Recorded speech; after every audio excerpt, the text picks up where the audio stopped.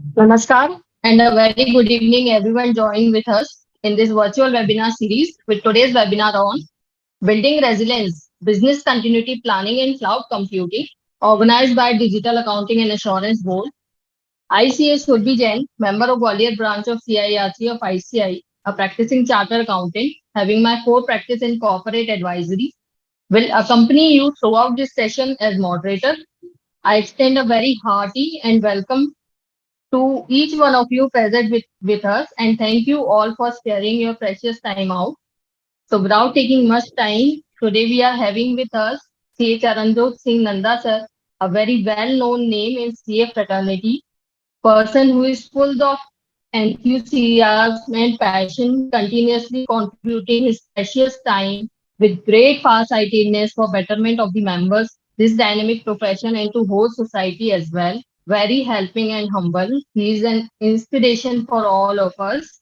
The one C.A. Charanjot Singh Nanda sir, Central Council member ICI, Chairman Digital Accounting and Assurance Board, Chairman of Committee on Financial Market and Investor Protection, Chairman of Committee on Information and Technology of South Asian Federation of Accountants, SAFA, Vice Chairman of Board of Internal Audit and Management Accounting.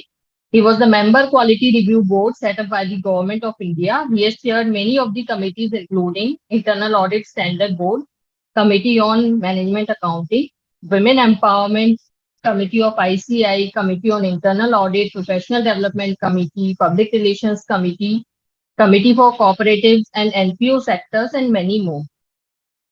Member of SEBI Advisory Committee on Primary Markets and Mutual Funds. He has represented ICI on SEBI Committee on Disclosure and Accounting Standards, convener of the expert group constituted by the Ministry of Corporate Affairs, Government of India on Investor Protection.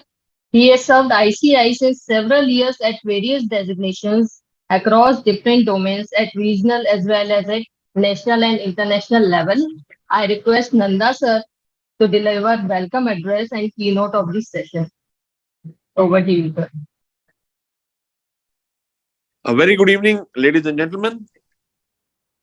C.S. Sridharan, Shri Vatsan PB, the moderator of the day, C.S. Surbi Jain, the secretary of the committee, C. Amit Gupta, the technical support, Mr. Ashok, and all participants have come here to go home more enlightened.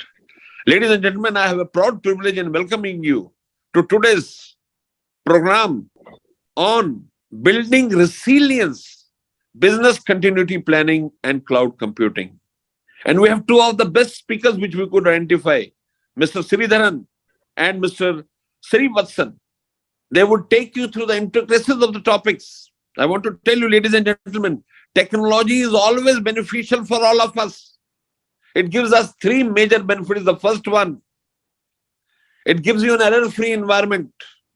Number two, computers don't have wives. You finish the work on time. Number three, the timeliness with respect to the completion date is always followed. And number four, you needn't go and take out samples. The entire database is served. And you can very conclusively conclude that there is no mistake apparent on records. But in spite of that, chartered accountants are not very keen to take technology to their forefront. I am reminded of a couplet which says, तमाम शहरों को बसाकर सुकून के लिए गांव ढूंढते हैं. तमाम शहरों को बसाकर सुकून के लिए गांव ढूंढते हैं. कितने नादान हैं हम, कुल्हाड़ी हाथ में लेकर छांव को ढूंढते हैं. I'll give the English version which says that we have created so many towns, yet we want villages for solace. How ignorant we are. We have an axe in our hand and we are waiting for the shade. So ultimately, we all have to get involved into creating value and worth in our practice areas for our clients, for our regulators, for the government as well, through understanding technology. Cloud compounding and business continuity management is these two topics which will ultimately change your thought process.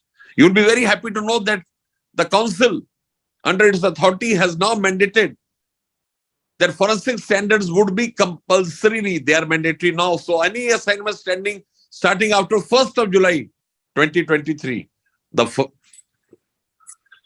forensic standards need to be followed. And we have 23 forensic standards, and we have come out with an implementation guide which would take you through each and every standard and would coach you, would train you how to use the forensic standards for betterment of your profession. And not take much time, I can see Mr. Sridharan very eager to deliver a very PowerPoint presentation. So not speaking much, I like to withdraw. I can see Mr. Srivasan also smiling and very ready to deliver. So I will not stand between you and both the learned speakers, giving a great luck to this conference. In fact, I am in Singapore. We have another conference called Resolve 23, and the entire battery of the council along with President, Vice President and immediate past President are present here. So my best wishes to this conference, this webinar, and let us hope to hold number of such programs in times to come. Thank you. Thank you so much. Thank you so much, sir, for such valuable words. Thank you so much. We are pleased to have your presence between us. Thank you. So let's move further.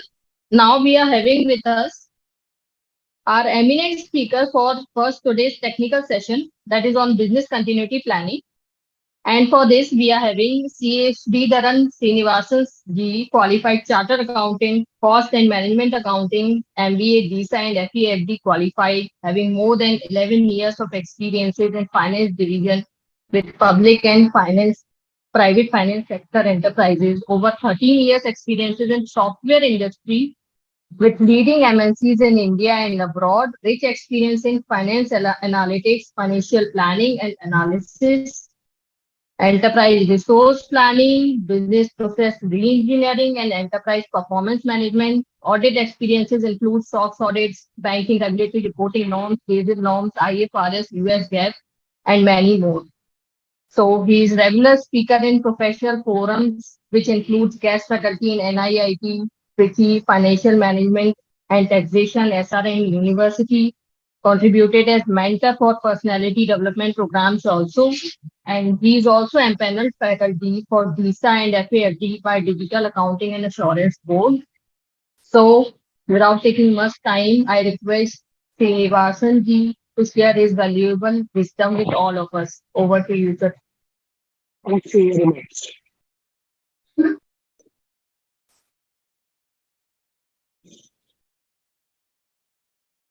Let me go ahead to share my screen now.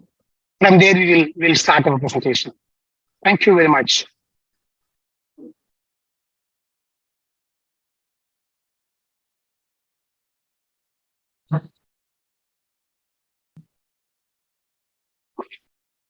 All right. Hope my screen is visible to all of you. Yes, sir, it is visible. Excellent. Perfectly Excellent. visible. Excellent. Excellent. Okay. Good evening and warm welcome to this session, my dear professional colleagues and friends. It provides me a great privilege to be amongst you. Fundamentally, to share my experiences so far in the industry and in the consulting practice on one side. And more than that, I need your inputs because I keep updating myself. I keep learning myself throughout the journey of 3 decades plus. And I continue to be doing so. So with that, we'll get to the topic. I would possibly take about an hour, 15 minutes, and then pass on to my colleague and friend, Srivasan. And then towards the end, we will take up any specific questions, any specific clarification, which we'll be more than happy to share our knowledge. There's absolutely nothing. We are the master of the game and you are all, the beginners, or you have got very limited knowledge. After all, this forum provides an opportunity for us to exchange our thoughts. Very, very simple. So with that, let me move on. Please park your questions. Maybe I'll give opportunities in between to raise any specific questions you have.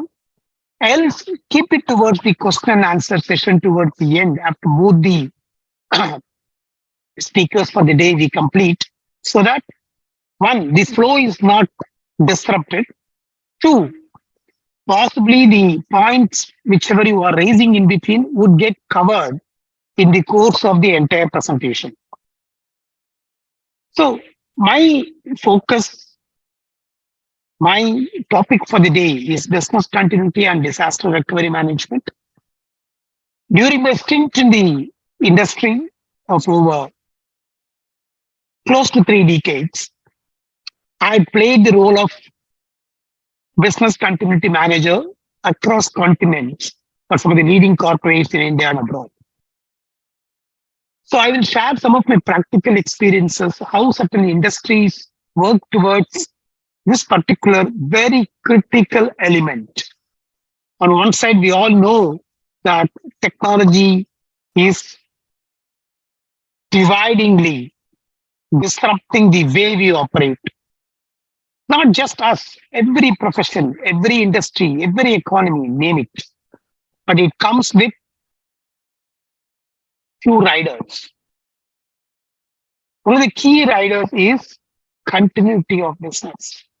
And in case, due to unforeseen circumstances, if disaster strikes, how the business needs to recover. And not just recover, please keep in mind, there's a paradigm shift the way business is operated today. We were all, especially in India, we have seen the buyer's economy and the seller's economy. There were times when seller's economy or seller's command was very different. And that is why MRTPs, those kinds of acts or regulations were in force.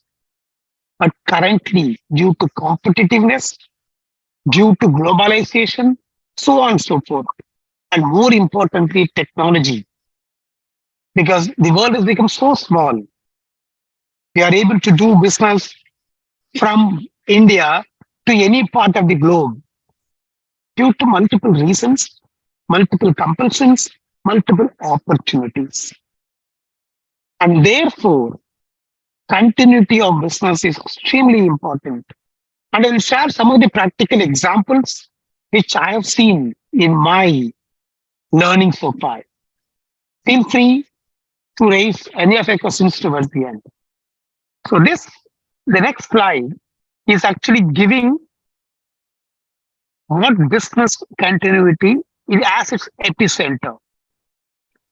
First, what are all the impacts that an organization, an economy, or enterprise would be forced upon, like policies on one side, maintaining consistency on the other side, standards,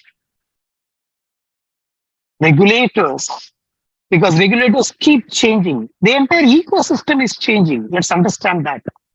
While it is little painful for organizations to cope with changes, especially driven by regulations on one side, what is extremely critical in the end is customer service.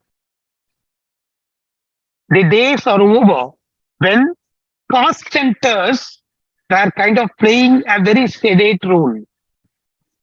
I used to be participating in regular discussions, forums, etc. The concept of cost center is slowly going away. Every function, every department, every nook and corner of business is becoming a profit center. In the sense, they have to keep in their minds whatever they devise, their internal policies, their internal regulations, so on and so forth. Procedures, including standard operating procedures, etc., keeping customers in mind. The customers predominantly external, but on occasions it could be internal. And the ecosystem sometimes demand a very, very vibrant continuity mechanism in place. So those are all kind of industry specifics. For example, if you look at investment banking or banking, or for that matter, BFSI as an industry, their response time is very different than that of a manufacturing organization. I'm not going to the nitty-gritties. I'm just bringing up a concept for all of us to consume, that we understand as chartered accountants, as professionals, that industry specific strategies are extremely important when we decide about technology, when we decide about continuity, and when we decide about priorities of the business. What is critical is keeping customer at the center. What are the things we need to do? And in fact, the demands of customers would essentially be driving our policies, our rules, our procedures, so on and so forth.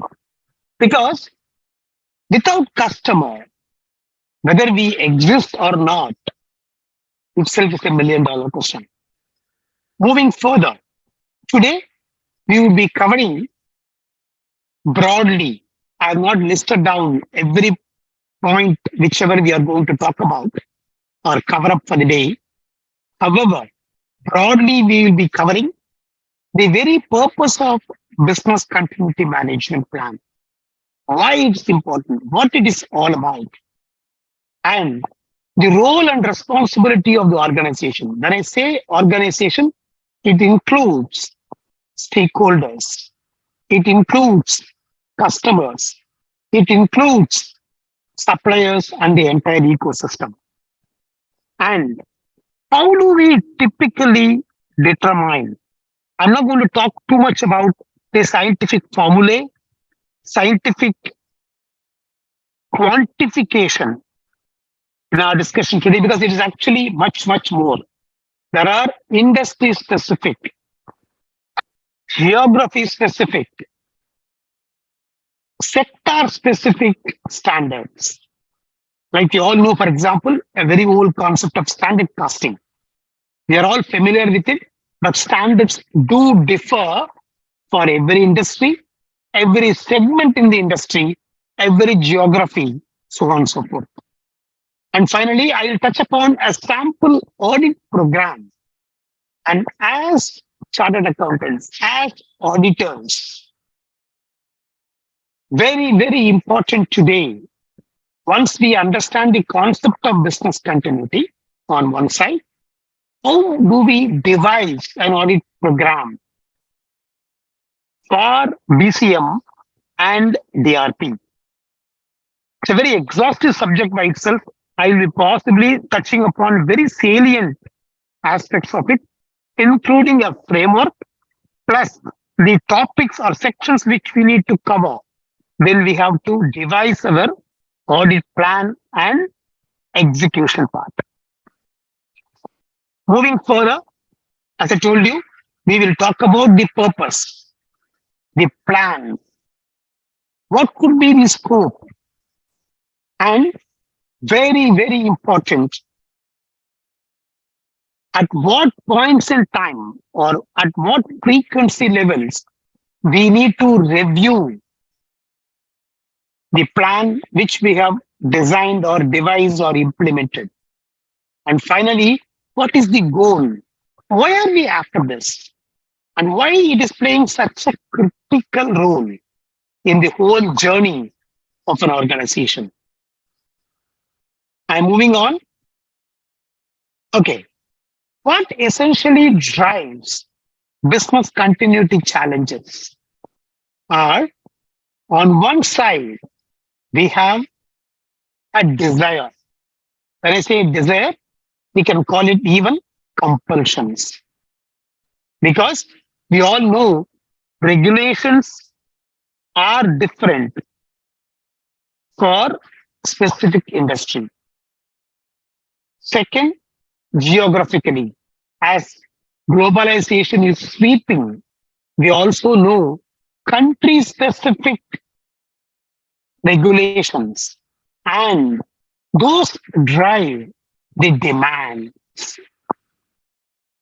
Keeping demand in one side, what kind of preparedness or what kind of the ability for us, because everything what we do has got an element of cost attached with it.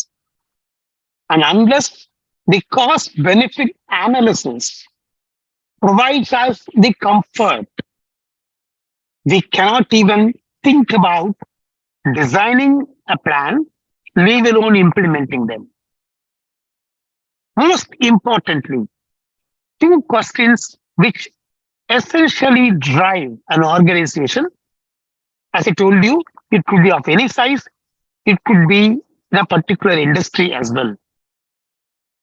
Two important questions.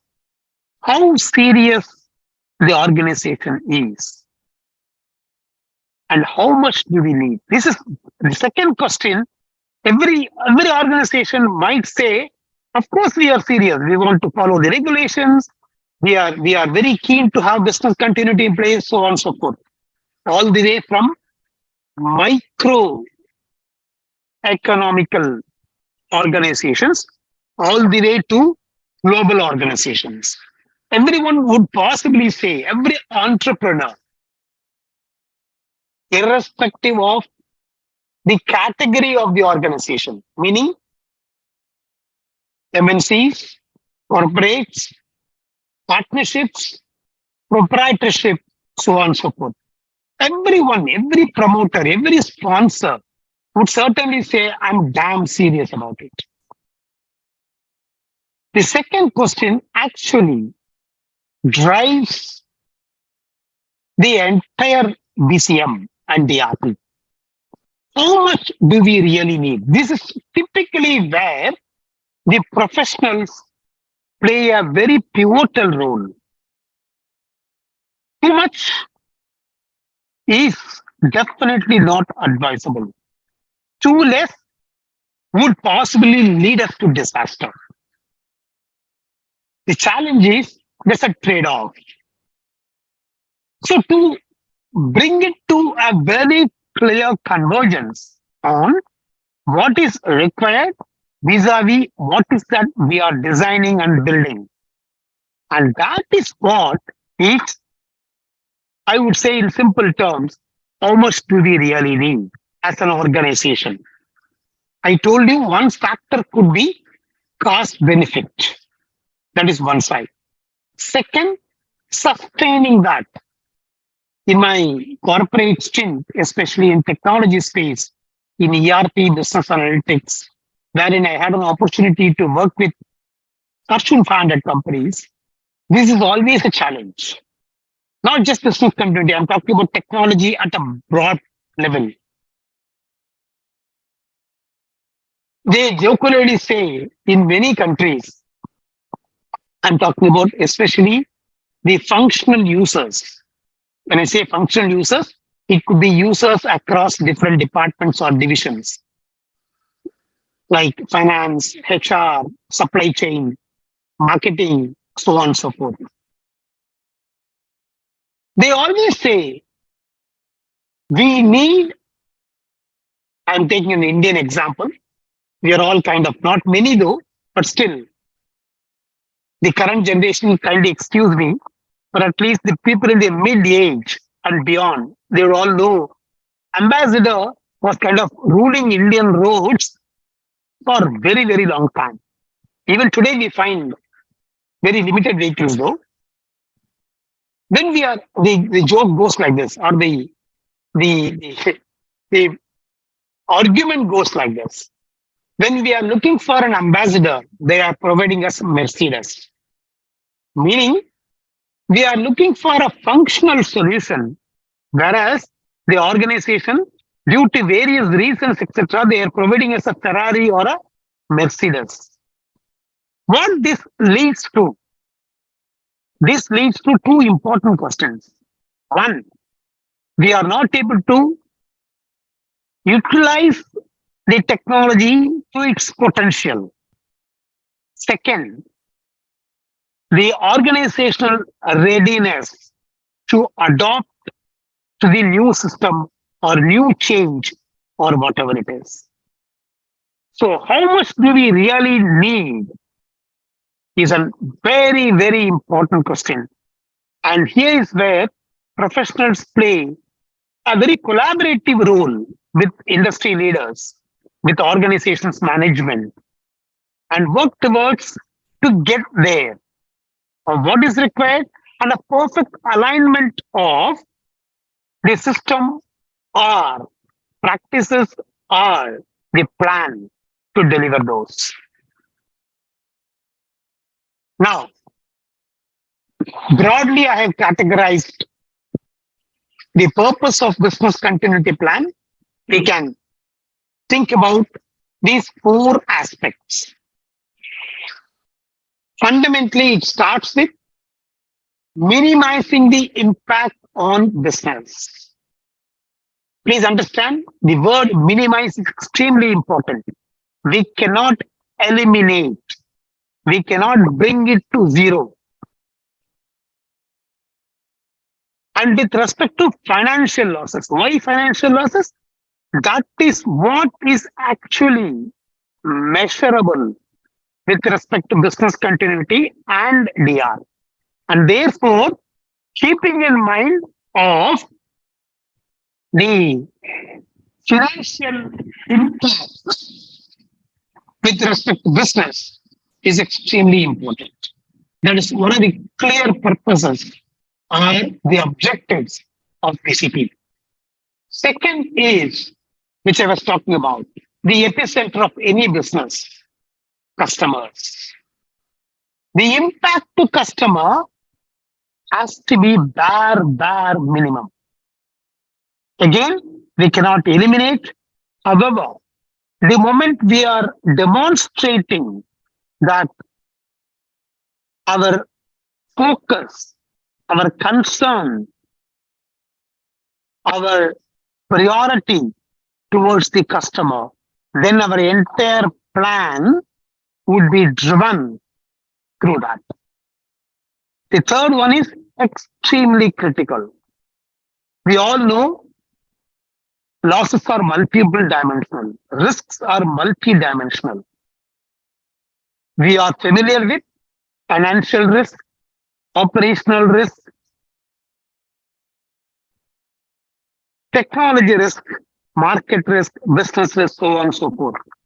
But the most critical risk is reputation. Very, I would say, an open field, very difficult to measure because reputation has got magnifying effect.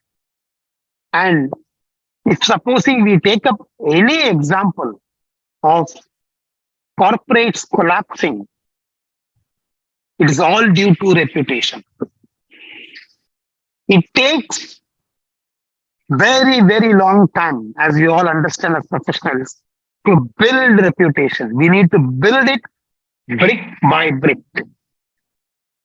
But when it collapses like pack of cards.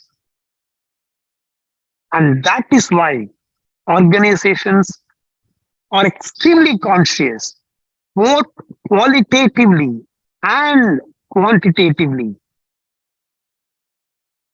the reputation element into mind. I want to share a quick example here. 2 years back, when Nestle, an FMCG giant in India, faced the challenge of their mainstay of food business, the noodles. We all know the story. I'm not getting into that story. The fundamental element which I'm coming out is their reputation was at stake.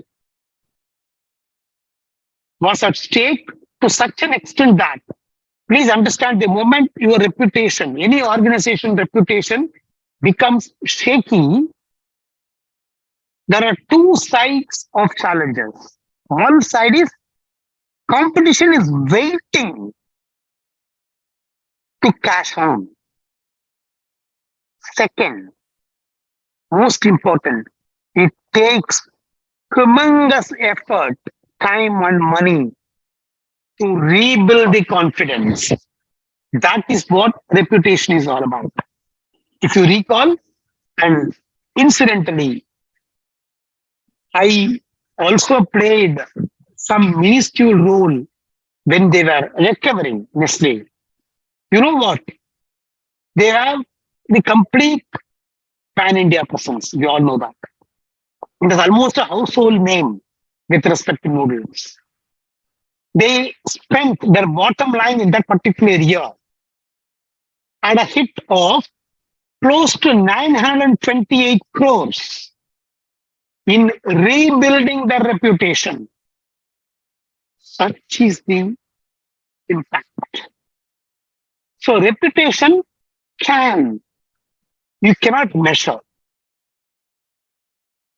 And reputation can bring down an empire built for decades in no time. I can give multiple examples. I'm stopping here for one, want of time. Two, to give you a flavor that is sufficient for us as professionals to understand the significance of it. And last one for the purpose is we need to give a very clear framework to all stakeholders, especially employees. One of the key things which we need to remember is organizations, when they build and implement BCP or BCM, business continuity plan or business continuity management, they need to get into specifics of the process, the system, the function, and most importantly, the owner or identified responsible person who would be in charge whenever the plan has to be implemented. Now, moving further, to give a nutshell or a quick definition of business continuity is it's a process of clear procedures. Please remember, those procedures have to be well tested under normal circumstances. Why it has to be tested so well, thoroughly? Because when an organization is going to respond to an event, when I say event, we are talking about disaster, we are talking about interruption to the normal operations. So that critical business functions are able to function seamlessly. And that is the reason we have a clear process in place when normal operations are going on. And please remember, as I mentioned earlier, normal is something not defined once and for all. The normalcy level, the norm has to be revisited because the ecosystem changes. And that is why we are talking about taking an example of COVID. And aftermath of COVID, we are talking about new normal, right? That means the definition for normalcy keeps changing because the compulsions are different, expectations are different, industry becomes different, and therefore our business has to be in line, in tune with the current trends. Moving on, one of the key things which is very important for the BCM program, when I say BCM, I'm talking about business continuity management, is getting the sponsor support or the key management support. Unlike any other process, BCM cannot be driven down to up. It has to be top down driven. We need to very clearly articulate the charter or mission statement. Why are we doing this? And that demonstrates the conviction of the management. Second, how the objectives are closely related. The way the organization has to deliver values to customers, values to stakeholders, so on and so forth. Third, very importantly, it needs to be supported with budgets. We cannot implement such a critical program without budgetary support. And bear it in mind, as I mentioned, critical success factors are extremely important. When I say critical success factors, I can talk about three different dimensions. One, the policies or procedures. Second, systems or tools. And finally, people. All components of organization can be brought into these three dimensions. Policies, procedures, technology or tools, and finally, people. So the leadership team has to accept, because we are going to identify critical processes, critical people, critical system as part of any BCM program. And therefore, leadership, I'm talking about leadership means at the very top. At least top three layers must be constantly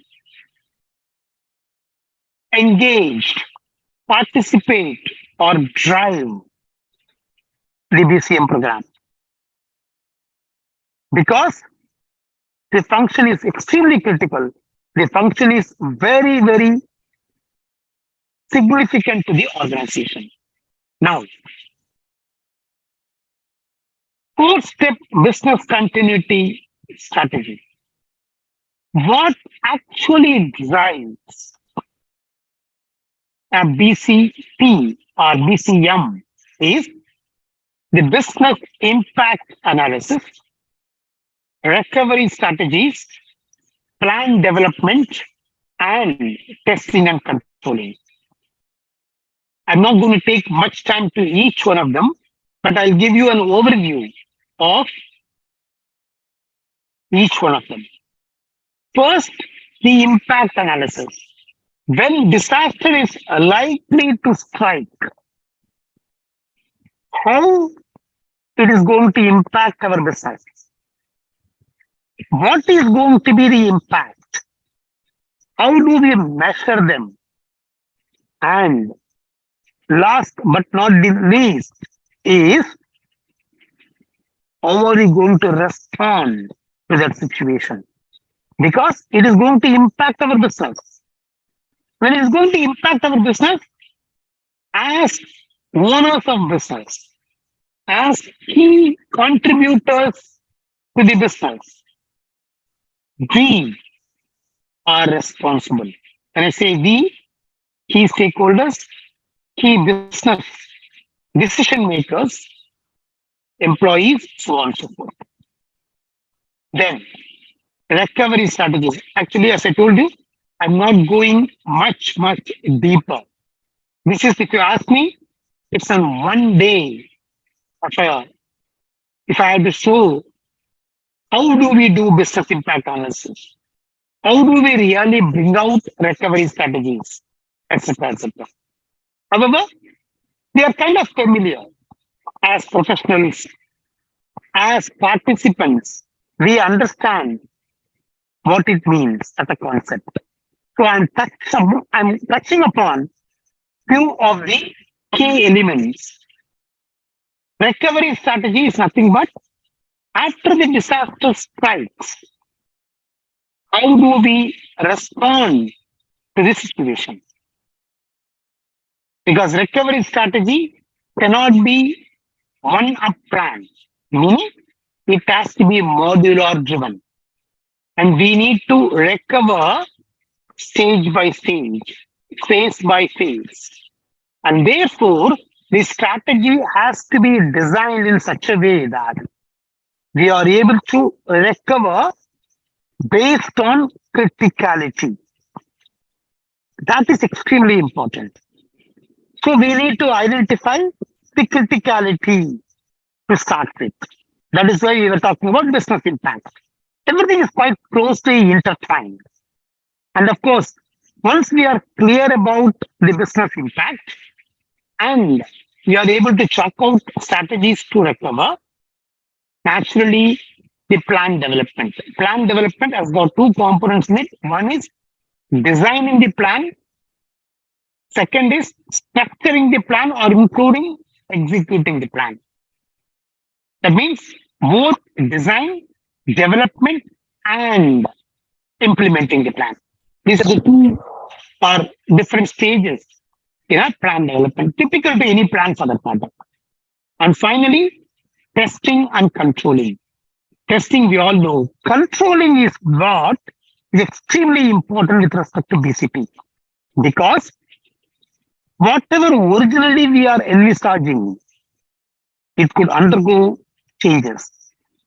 One, for example, when we are starting off a particular business, the size of the business, when we are devising our BCP, could potentially be giving some critical areas across functions. As time rolls by, what will happen is the size of the organization grows vertically and horizontally.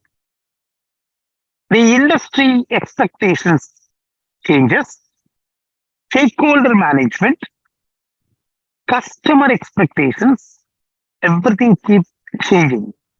And therefore, revisiting the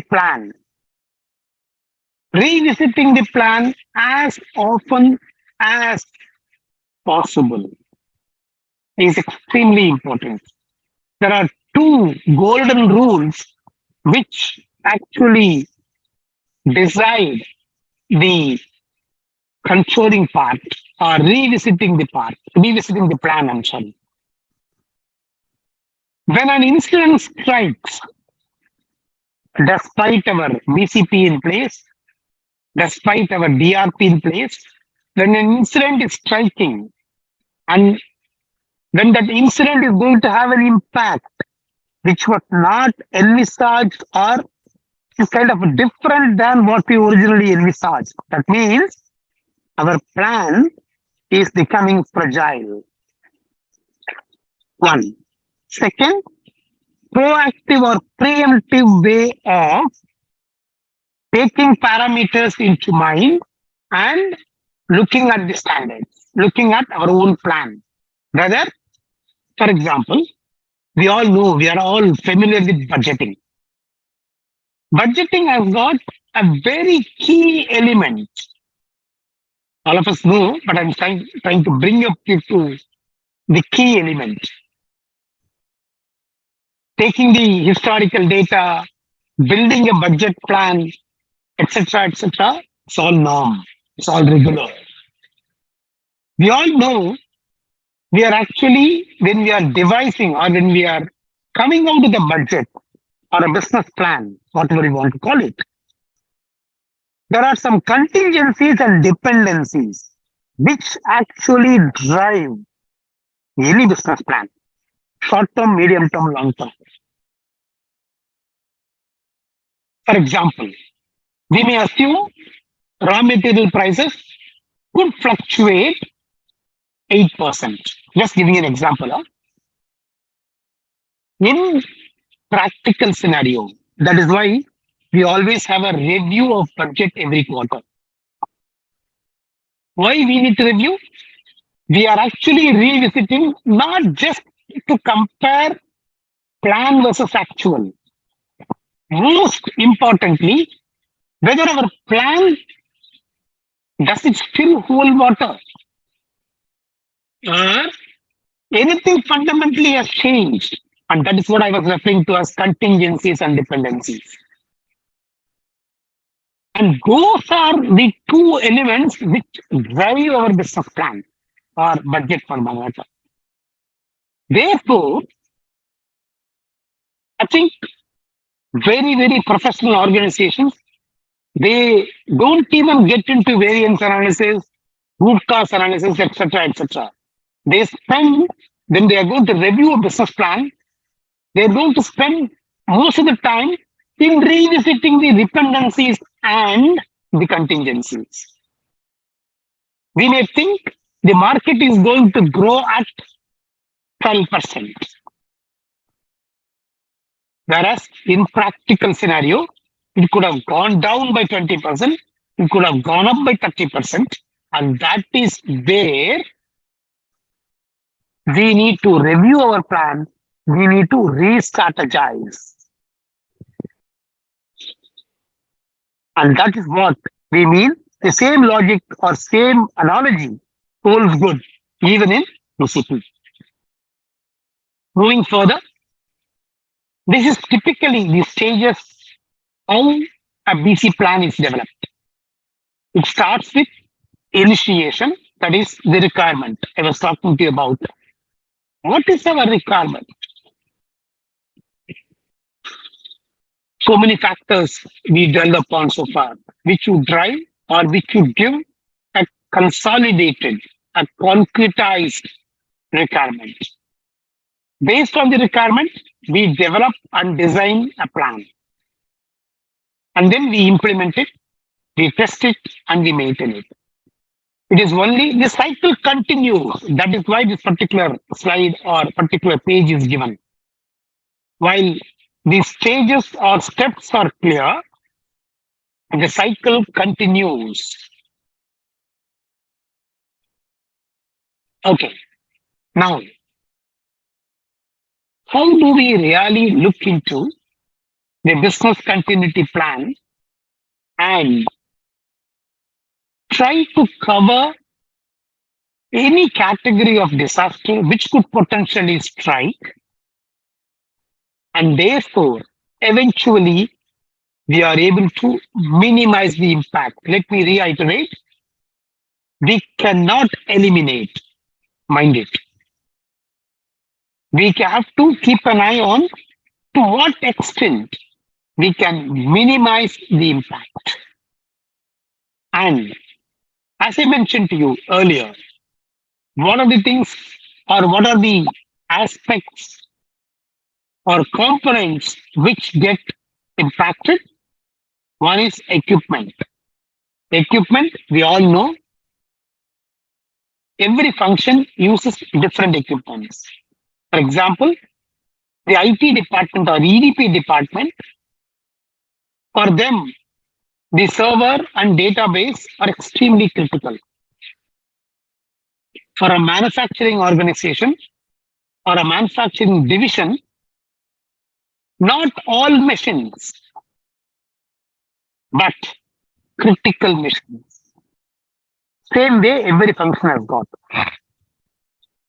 Of late, wherever I address or whenever I deliver lectures or presentations, I always somehow touch upon the key lesson, what we have learned out of COVID.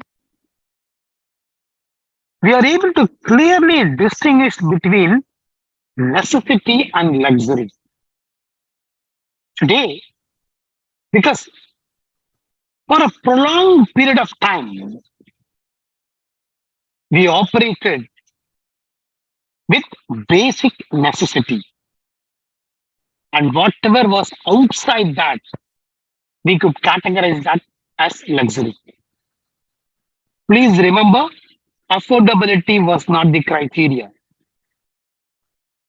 So essential to give in a one sentence nutshell. Without that, we cannot survive. As simple as that. And anything beyond is luxury. A very key lesson.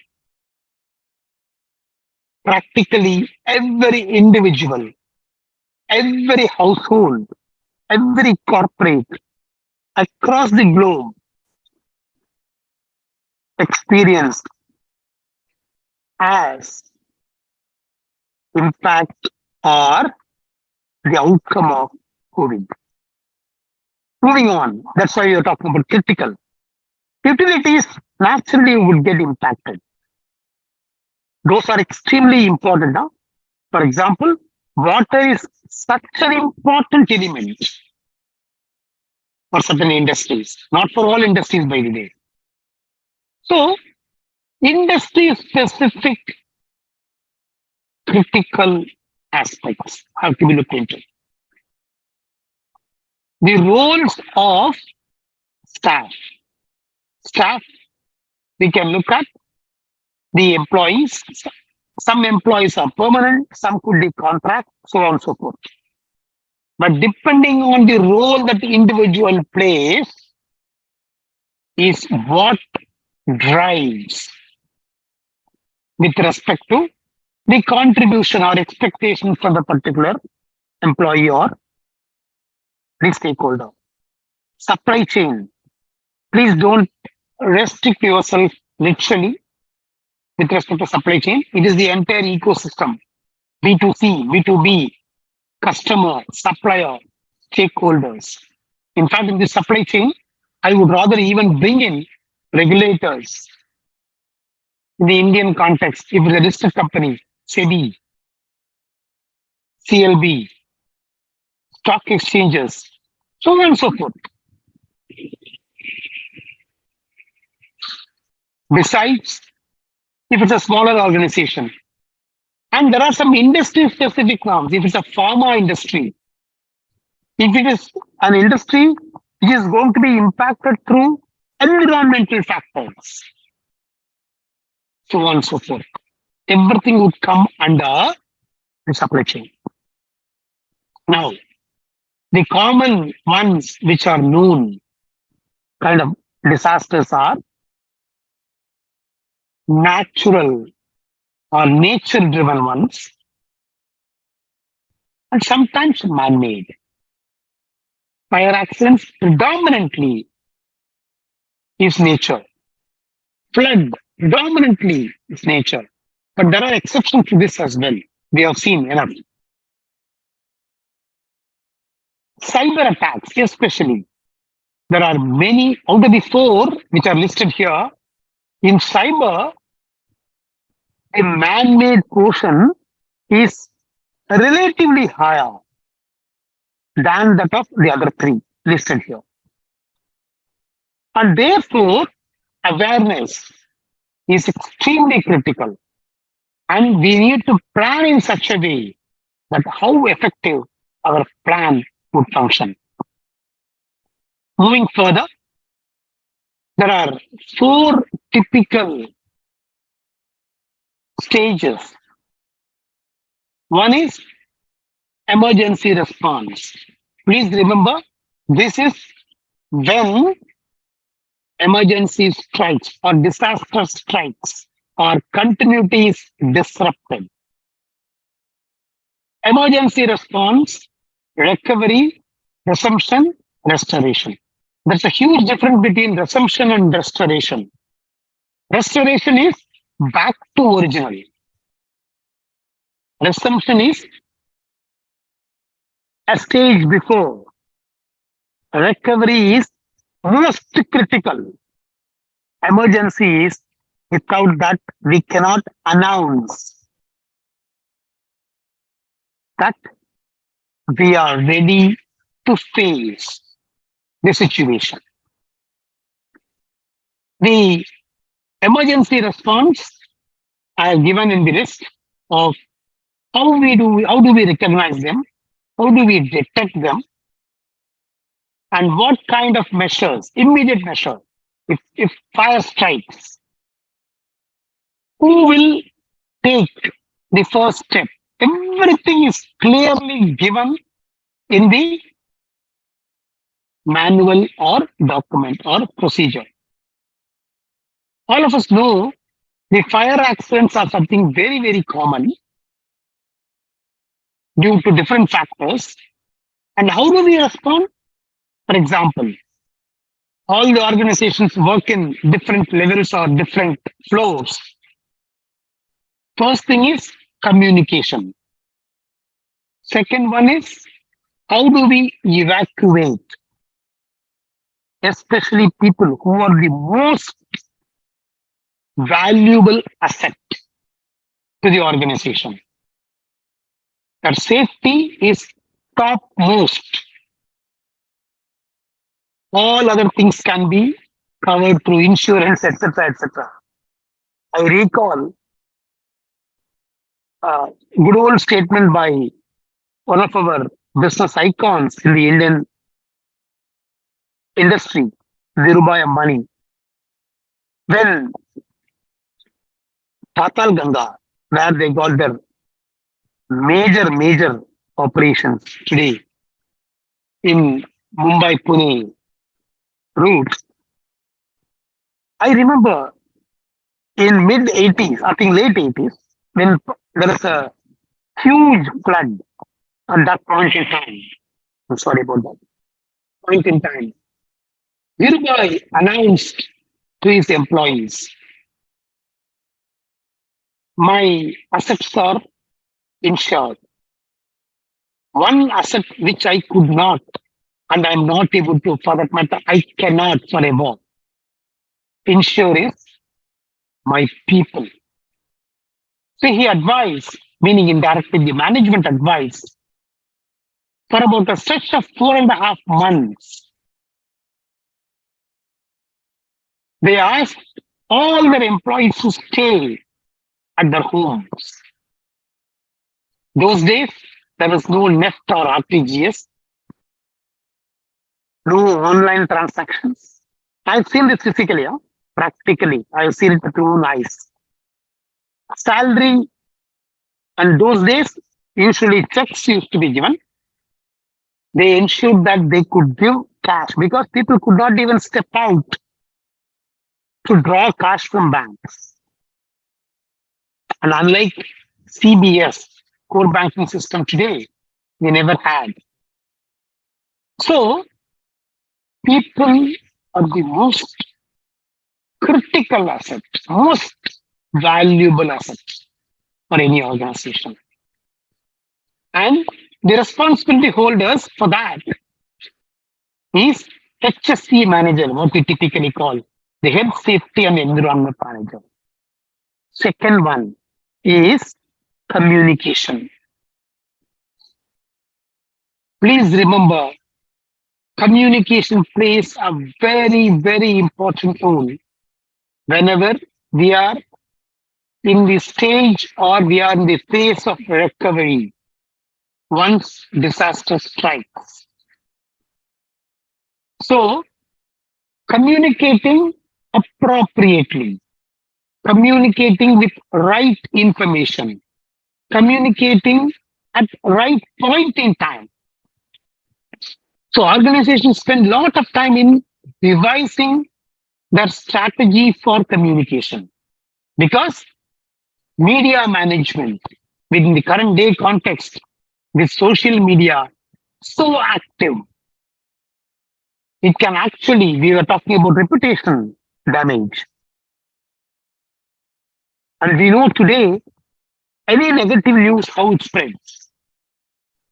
I think wildfire are all golden days, olden days rather.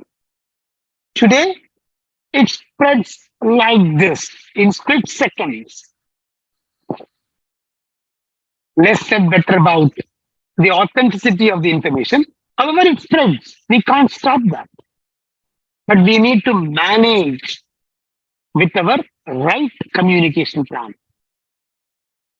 Then, comes disaster recovery with respect to systems.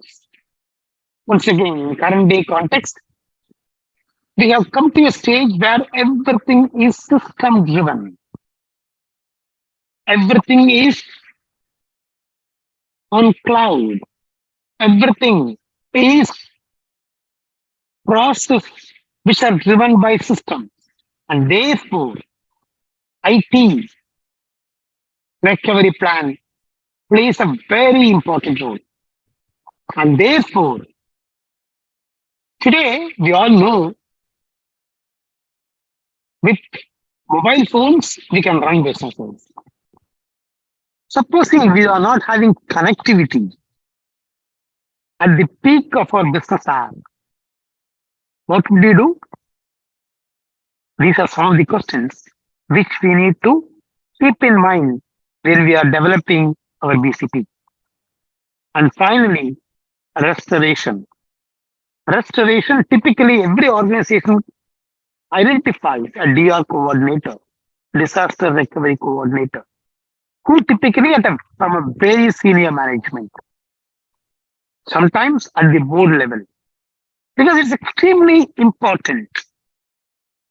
Again, what drives is customer service, customer satisfaction.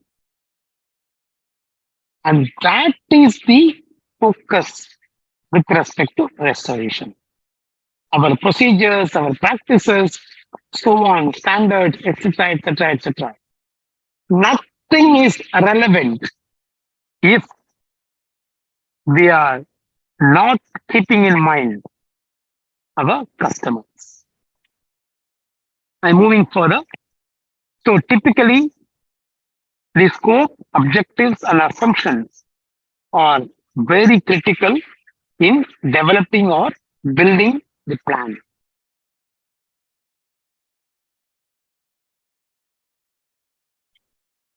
There are two, for obvious reasons, I am possibly quickly moving to the next slide or next page because certain things we have covered, or some things are not so critical given the timeline I'm given to deliver. So there are two critical philosophies. One is recovery protection and continuity protection. Recovery protection, as we all know, getting back to stability once disaster strikes. Second, continuity is the critical business functions start functioning without interruption. Continuity is very, very critical from the perspective of preemptive or advanced planning. What is very important is the plan is extremely confidential because two important reasons. This is not a publicized document. Second, if it starts being aired in public domain, then the strategies could be out. For these two important reasons, always a BCM is internal document, but not just that, very, very confidential. That means they have got very clearly identified people to drive it. So we need to educate people to mitigate. That's the slogan. Educate to mitigate. I'm moving on further. How do we actually embed the business continuity culture in an organization? We need to clearly state or establish the objectives. And objectives cannot be in isolation. They have to be clearly communicated, adopted, and practiced by all stakeholders, especially within the organization. And that is why regular, periodical communication is important. People have to be trained continuously. Again, I'm not going to emphasize too much on continuity or regular training because the BCP itself will undergo changes. That means every new version, every new change, every new plan draft has to be delved deeper, has to be known to people across all levels. The moment, for example, I'm just recalling again the same example which we talked about earlier, fire accidents. So we have got the public announcement system within every office or every premise. People should be aware when the public addressing system would be invoked. Otherwise, they may say there will be something going on. There will be some announcement somewhere. People may not pay required attention. And that is why training is very important. Training, continuous training is what is critical. Then we need to look at, for example, functions. Functions are departments or divisions, whatever you want to call it. We need to look at, for example, we all know, let's take finance as a function where we are all kind of more familiar. Finance in a particular organization might have, say, 25 processes to run their normal operations. Out of which, 3 or 4 processes could be extremely critical. When I say critical, without those nerve center processes, the particular function cannot operate. We all know from our household, we know there are different ways we are structured as a family. Everyone has got a role. Up to that, we are clear. When something strikes so that normalcy is not able to be achieved, then the disaster recovery expert comes in, takes charge. And that person drives till normalcy is restored. I'm not going deeper because we know this very well. Same logic holds good for corporate or for any situation. Supposing Prime Minister visits or a VIP or a foreign dignitary visits an organization, the entire protocol changes. All the way from security, attire, communication, discipline, procedure, everything changes. That for a particular incident, for a particular occasion, same logic holds good. We all know today in a commercial organization, whenever customer visits our premise, we've got a different set of procedures in place.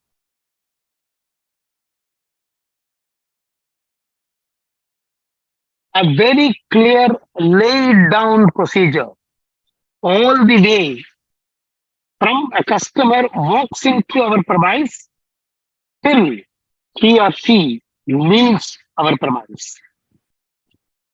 That means the procedure is clearly laid down. And every person would be invoked to get into that. And finally, as I mentioned, we need to identify the appropriate audiences. Audiences include stakeholders, etc., etc., etc.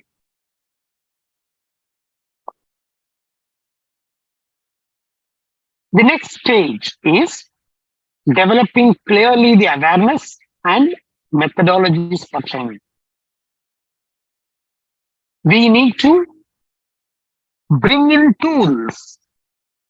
Very important. Here is where budgetary support, etc., is very, very important. We need to have the right tools because everything is driven by money. And people must be clearly articulated with why are we doing it? What is the objective? And what is our mission critical operations? That's what I was talking about. The team would have a very senior people involved. It's cross-functional, obvious, without saying so. But most importantly, the synergy has to be achieved. And to a logical level, we need to test the plan and plan the test. We need to first envision, we need to plan, we need to have a very clear strategy. And of course, the process. We need to remember how our plan is nimble enough, is robust enough. The plan is current so that it can resolve any potential or aftermath of any incident. As I told you, when our changes happen, we need to update the document, and not just documents need to be revised. Most important, educating people.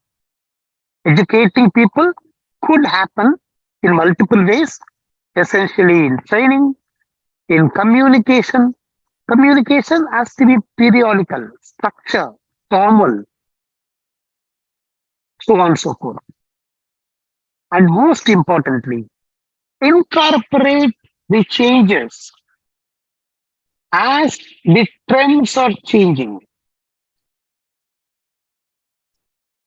Very, very critical. We always see, I mean, again, without any negative feel about country, our motherland, India, we've all experienced. The plan is very well done. Design is top notch.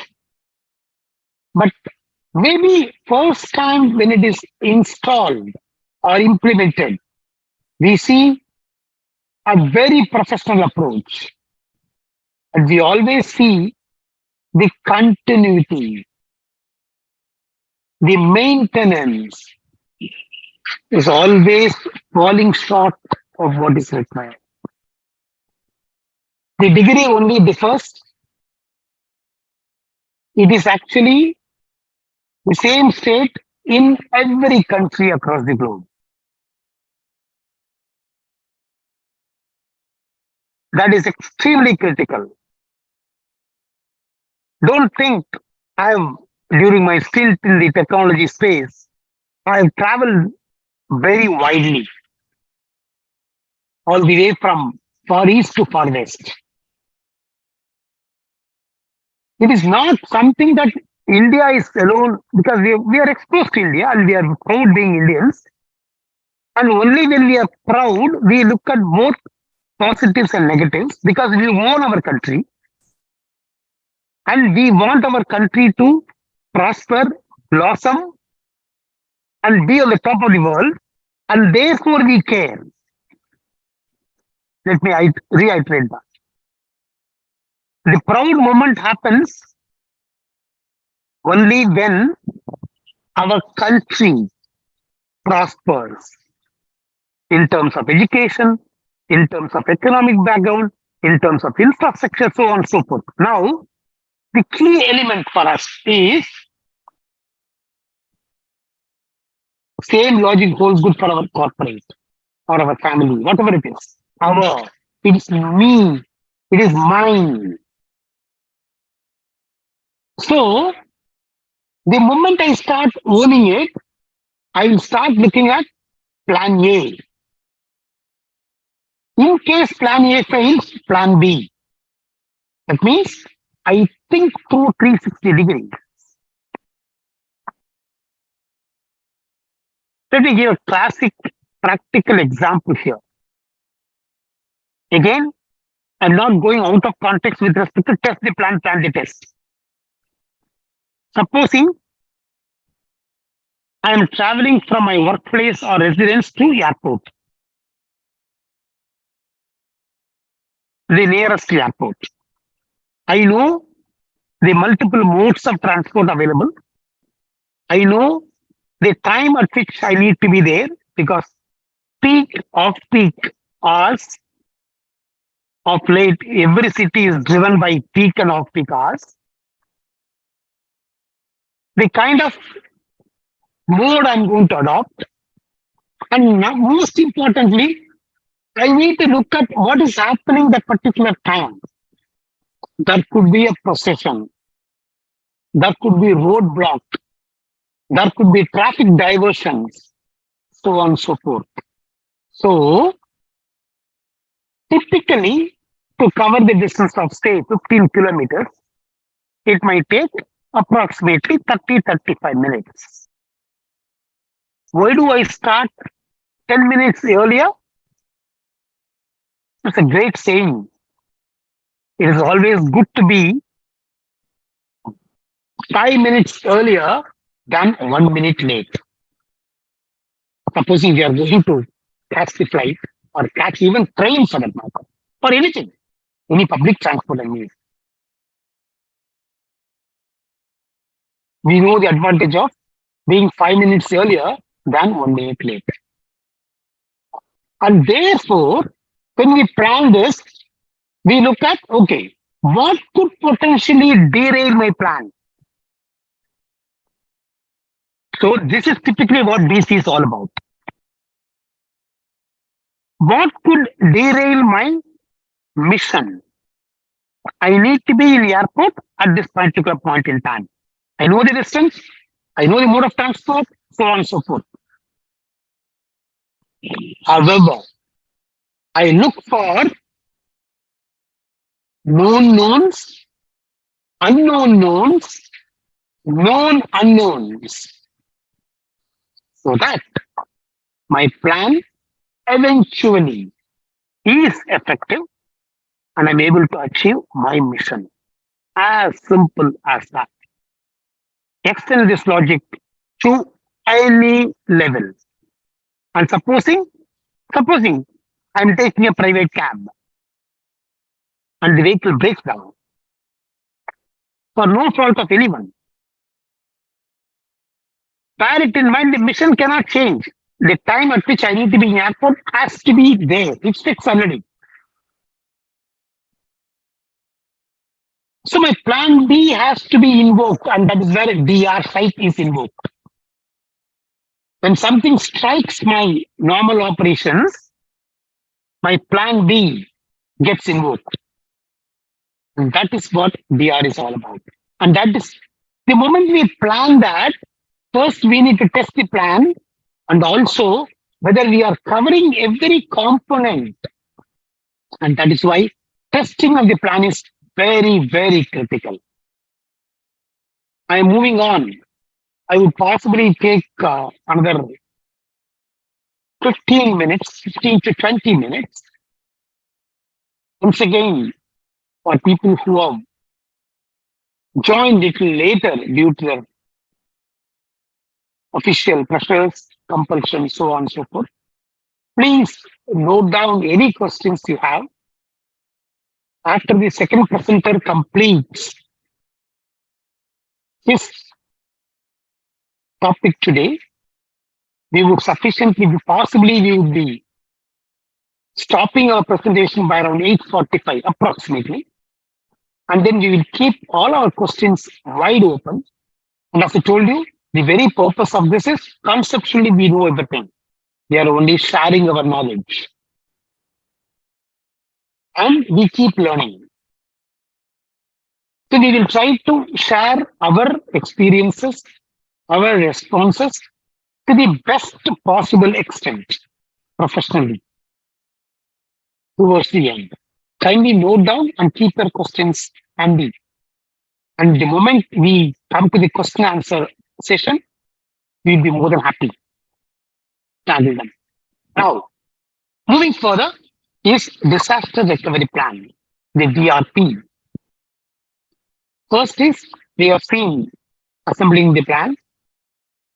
The fundamental difference between business continuity and disaster recovery is while business continuity is a plan for the future, disaster recovery gets invoked when disaster strikes or an incident strikes.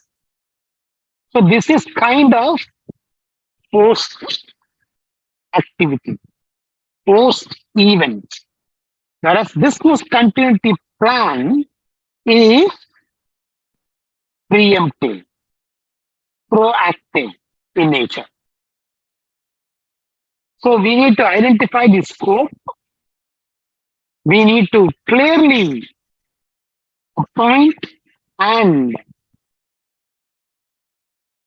keep the right contacts seamlessly into action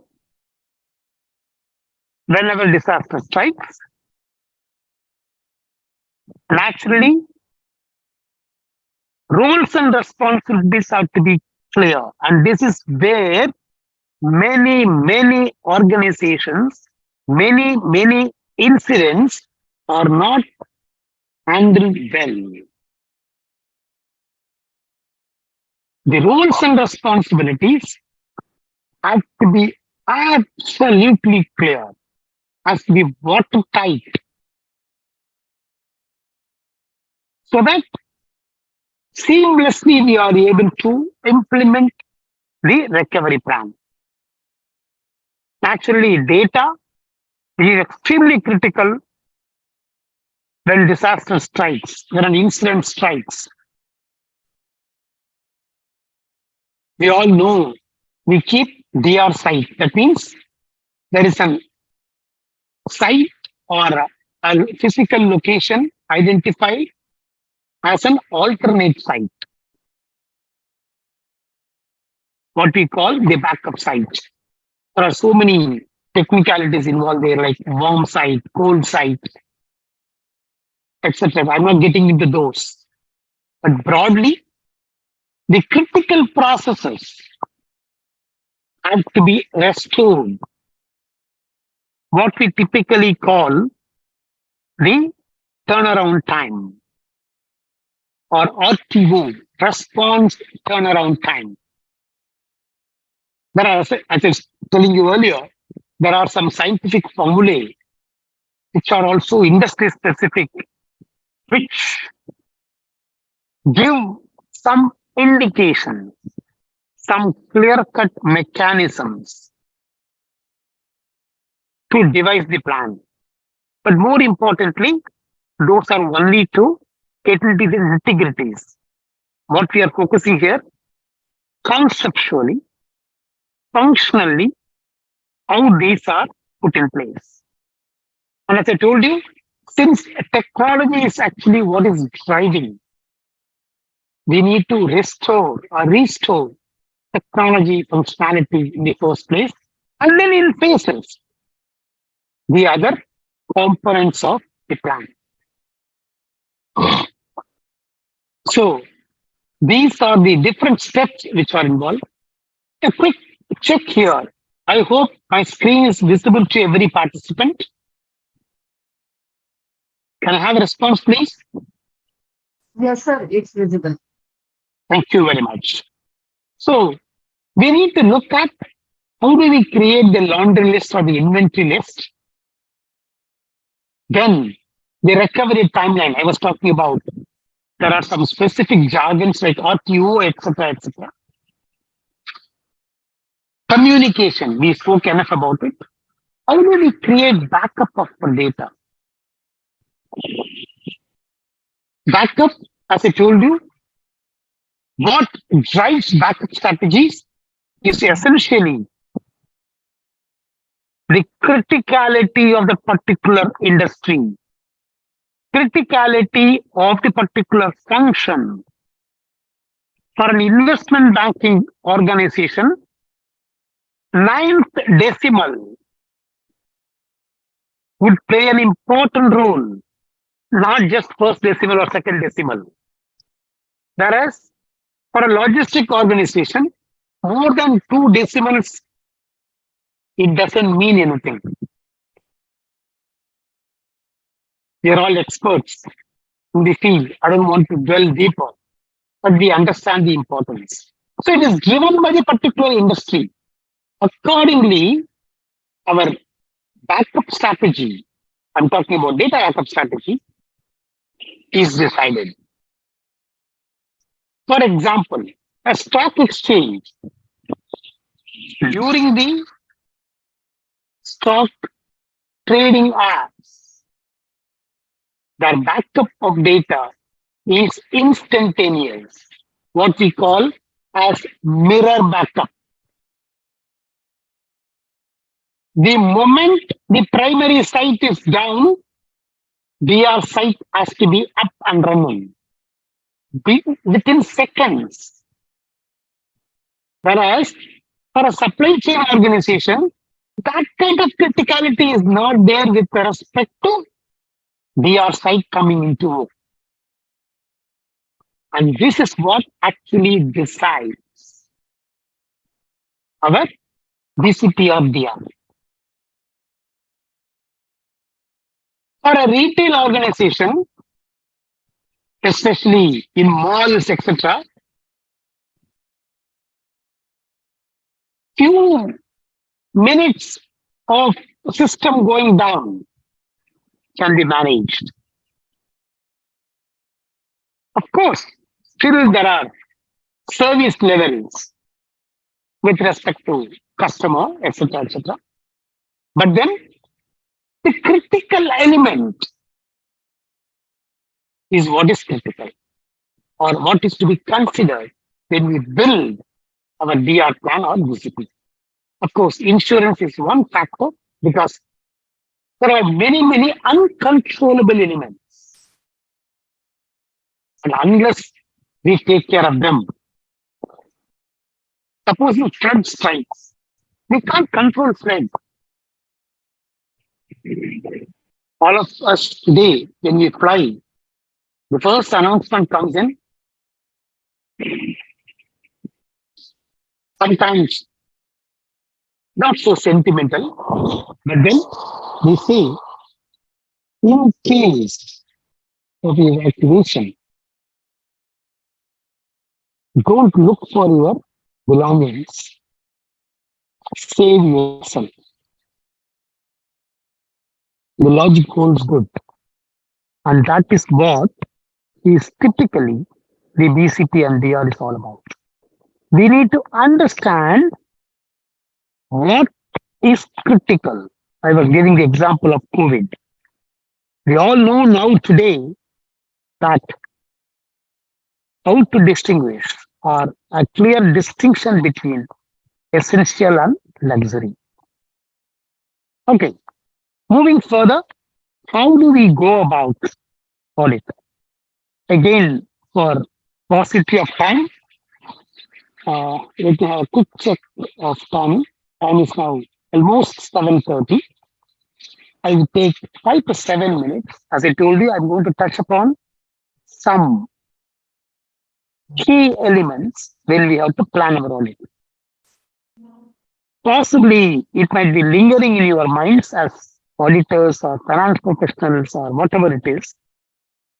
What is so critical for me to audit a BC of an organization, of my client? Please understand that was the thought which we had about technology few years back. Today it has become a nerve center. Not just for us, for every profession. It has become a norm because technology has kind of disrupted, invaded. And without technology, we cannot even think of anything today. We are not talking about which precedes what, which succeeds what. Not at all.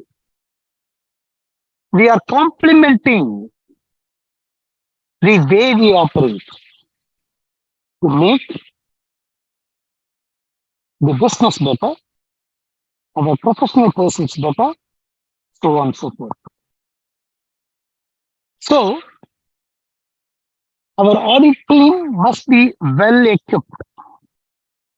Sometimes it could be internal audit team, meaning with internal employees. Sometimes it could be external, outsourced. But still, they need to understand the business, they need to understand the geography, they need to understand the regulations, and therefore they need to understand the design of the process, and they should ensure that execution is as per what the business demands.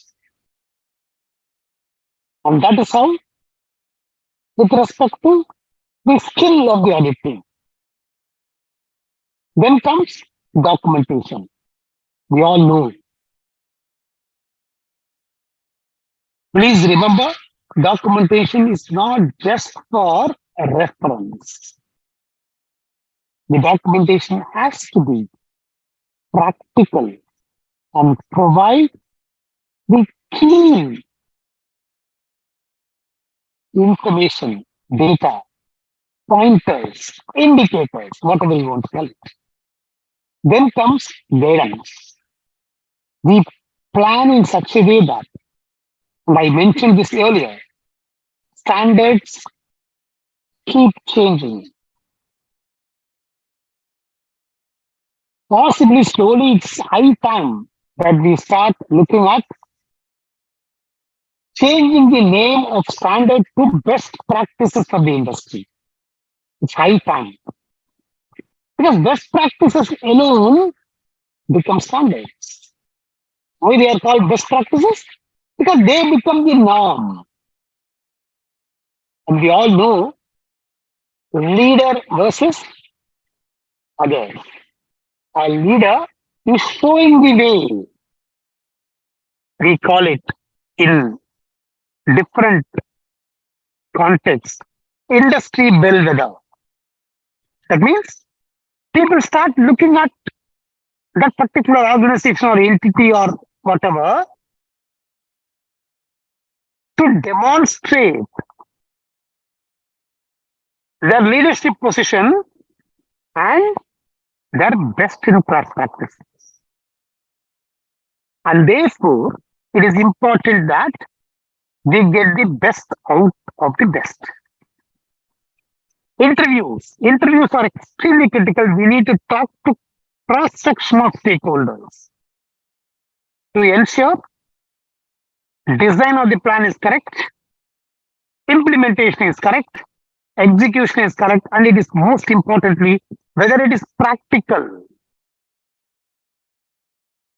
whether it is relevant for the current day context.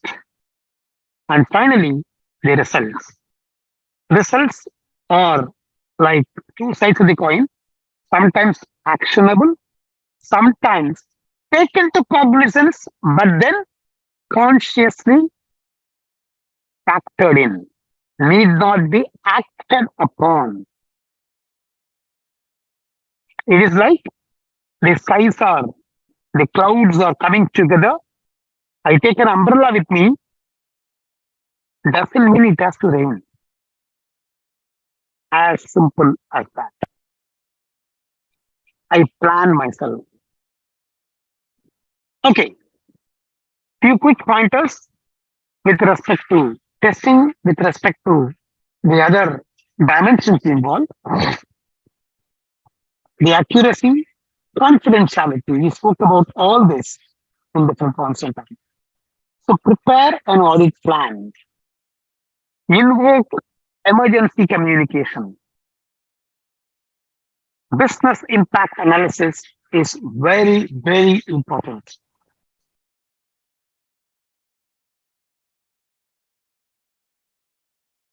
Therefore, unless and until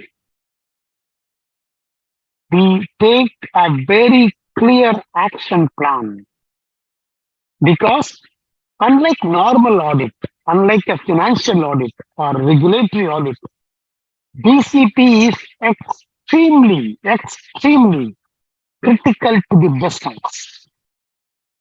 And therefore, there is no compromise. And as auditors, our recommendations are viewed very seriously, given proper attention by the stakeholders. And therefore, it is quite important that we are current from our knowledge standpoint, we are clear in our recommendations, and we are clear about the scope, and we are very, very thorough with respect to the industry. I'll take maybe 3 to 4 minutes time from now. I just picked up an audit program with respect to the areas to be covered, etc., etc. Very broadly, the following few slides are going to give a template, but that is not, I know we'll discuss that in detail. I'm going to give you how it looks like. As I told you, the entire topic I can cover for the entire day. You all understand? But however, we need to get the grip of the subject as a takeaway out of the session. So the objectives are to be clear with respect to adequacy, with respect to effectiveness, and the efficiency of controls.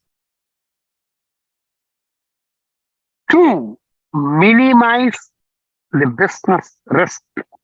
I spoke about the particular word minimize multiple times ever since we started the day. And therefore, it brings minimal impact to the organization. So we need to look at the contingency plans. We spoke about that. We need to look at the facilities. We need to look at how the requirements are in alignment with the policies and procedures. We are talking about BCP or Business Continuity Plan, which is a subset of the overall mission, vision of the organization. From that perspective, it is extremely critical for us to get alignment. Naturally, we need to evaluate, weigh the risks. First is identification, second is assessment, and then contingency plan.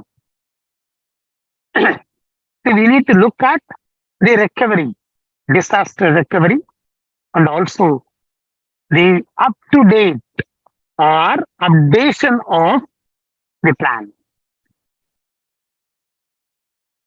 We spoke about testing the plan. I was talking about evacuation procedure when fire could strike. That's why we call it drill. So we need to look at how our licensing is happening with respect to emergency services, with respect to insurers, suppliers, customers, etc., etc. And therefore, we look at the entire process. So we divide our audit into this particular way. What is the audit area? The risks involved. What are the control? We all are familiar with risk control matrix. This is more or less that. But then it is more specific to the BCP and DR. The procedure is very, very clearly given. Nothing outside whatever we discussed so far. For example, BIA, the service level agreements, meaning the turnaround time for customer, etc., etc. Then emergency guidelines and procedures. So we need to remember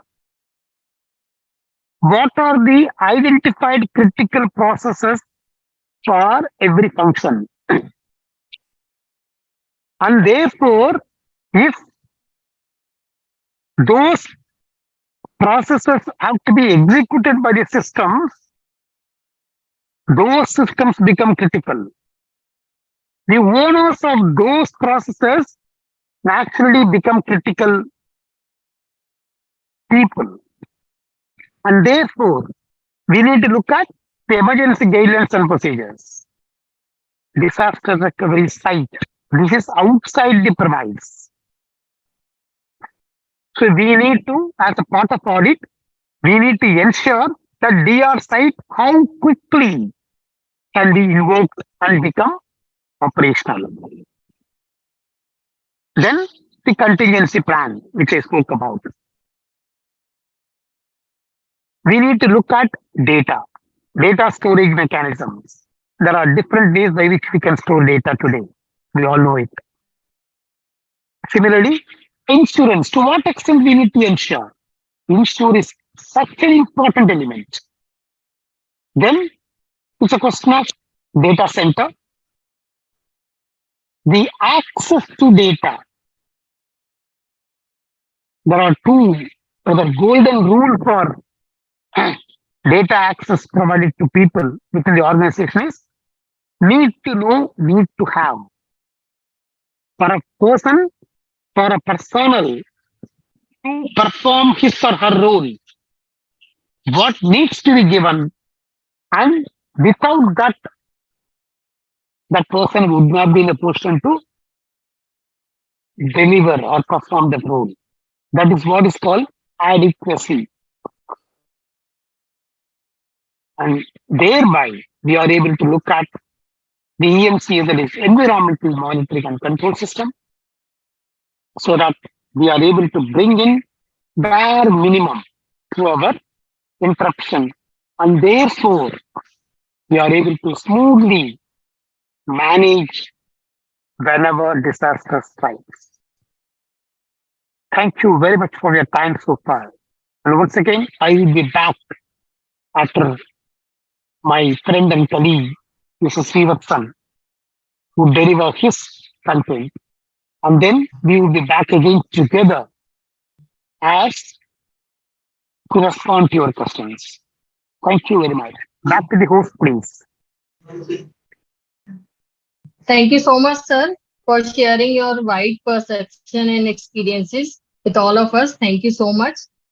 So moving forward for today's second technical session, very interesting subject, cloud computing. And for this, we are having with us our eminent speaker, Sri Srivasthan PD.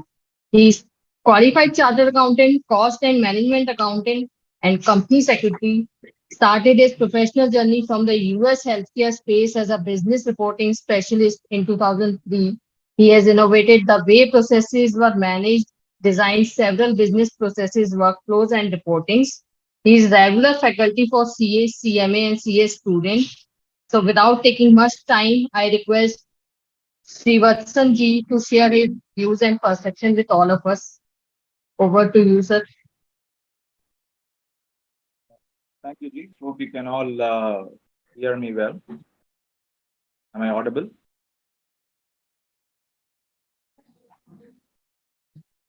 Susan, can you please enhance your audio quality, possibly slightly lower side? My feel. I don't know how others feel. Voice is quite Is it okay Yeah. now? Yeah, it's perfect. Yeah, yeah. Perfect. Yeah, Please it's go okay. ahead. Please go Okay. ahead. Thank you. Thank you. I'll share my entire screen. That way I can go into.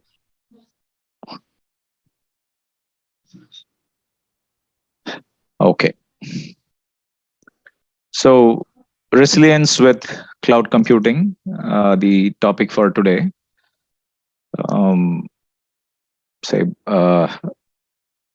Sridharanji set an excellent context for business continuity, and cloud computing, of course, comes as one of the ways BCP and DRP could be managed. And now let's look at what is cloud computing. So I'll start with the basics of it and gradually build it and give you some practical insights and share my experiences in the space. And in the interest of time, I will quickly jump into the slideshow and the presentation. Thank you.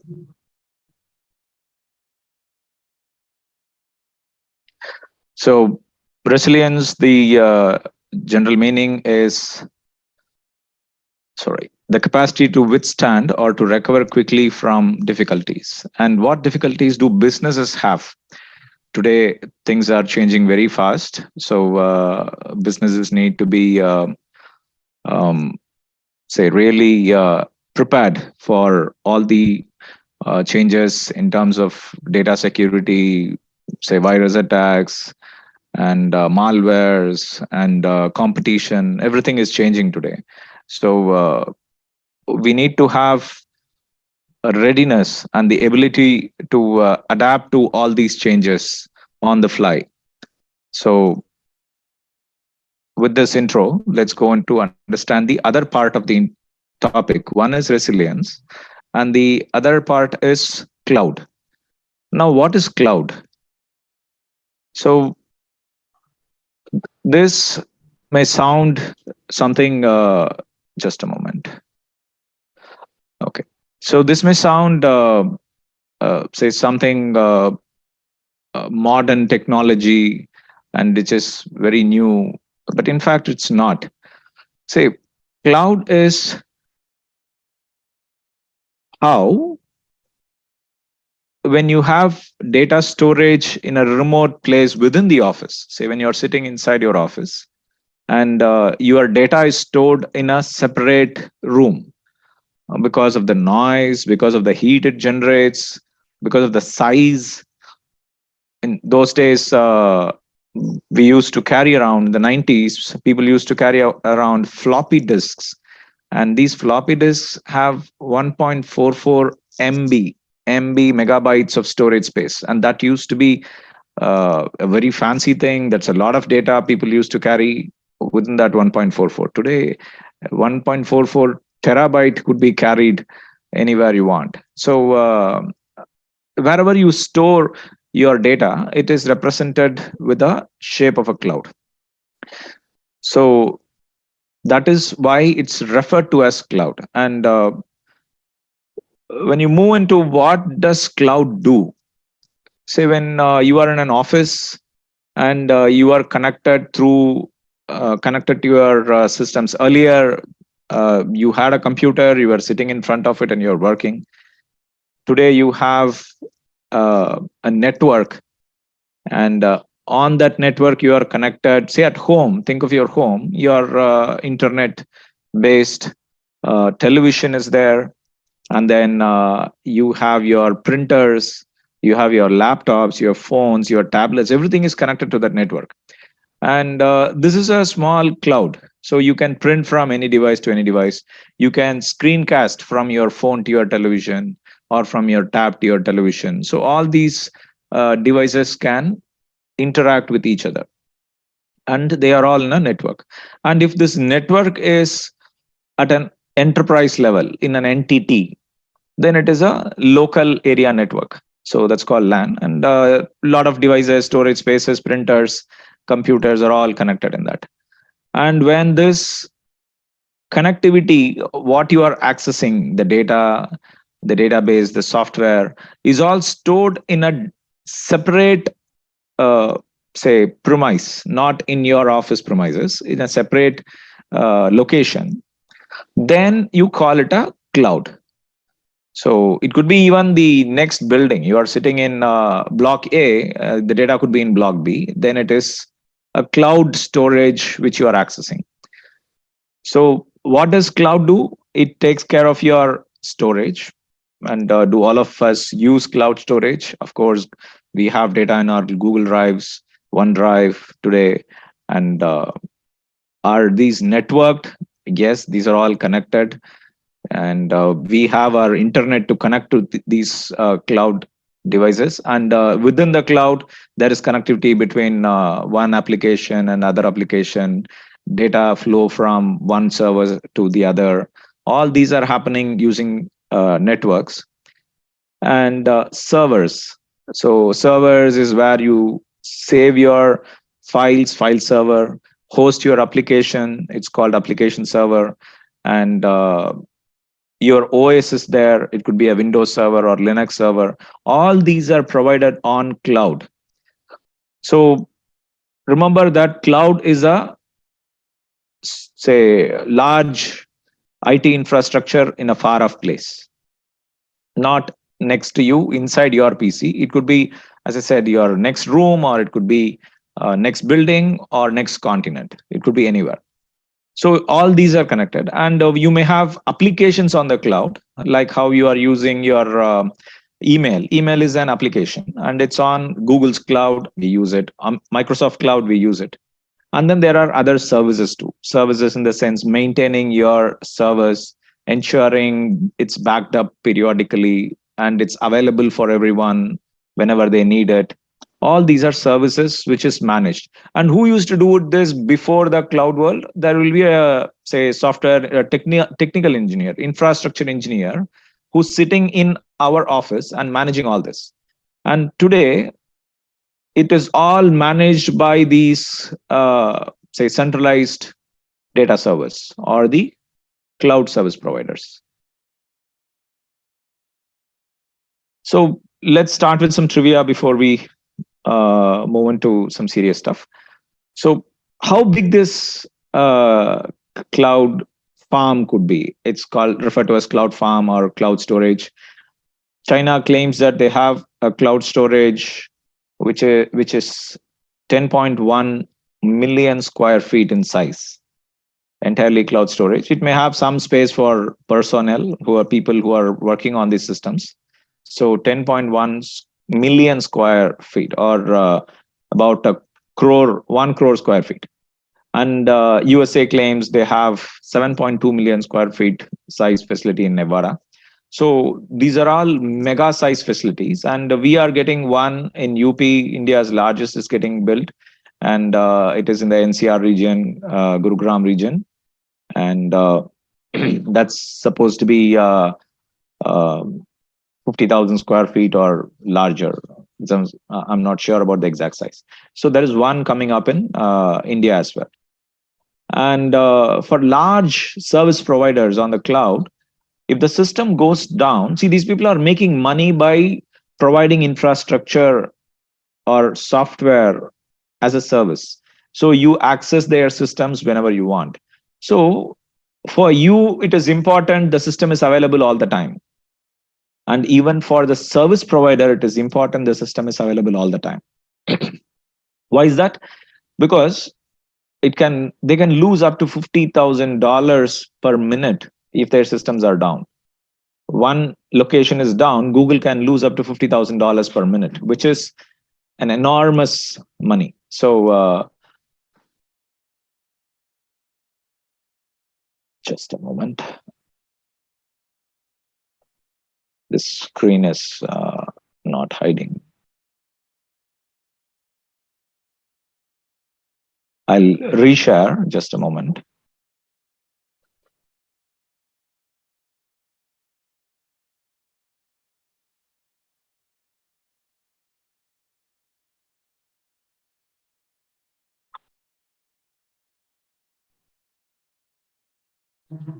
Okay. So hope you can see my screen. Yes, sir. Yeah. We can see. And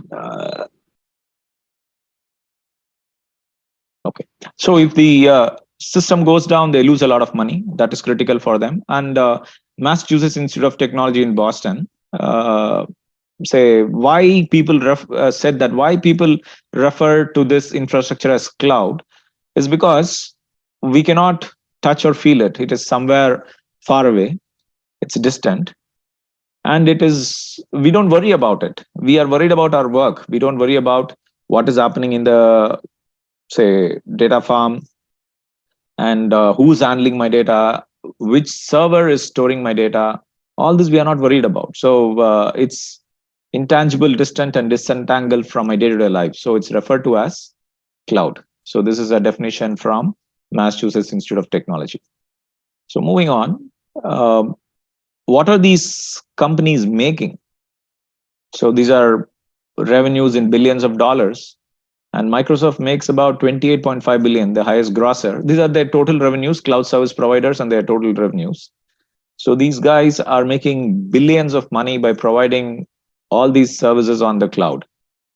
So today, many of us don't, say again, gone are the days when you used to buy Excel license for 12,000 rupees and then Microsoft Word license separately for 8,500 rupees and so on. Today, it's all provided as a package and they give it all at as low as 150 rupees per month on a subscription basis.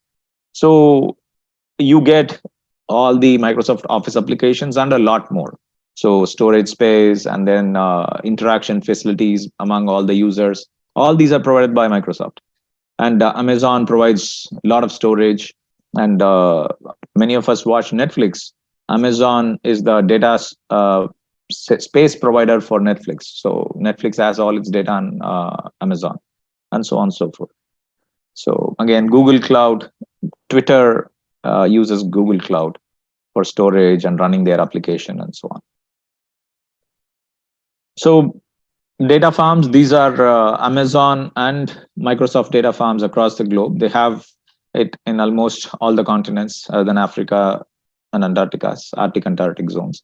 So they have their data centers, and some of the data centers were set up in India after specific requirement that some of the Indian data must be stored inside the Indian country land. So that's why they brought a lot of data centers into India.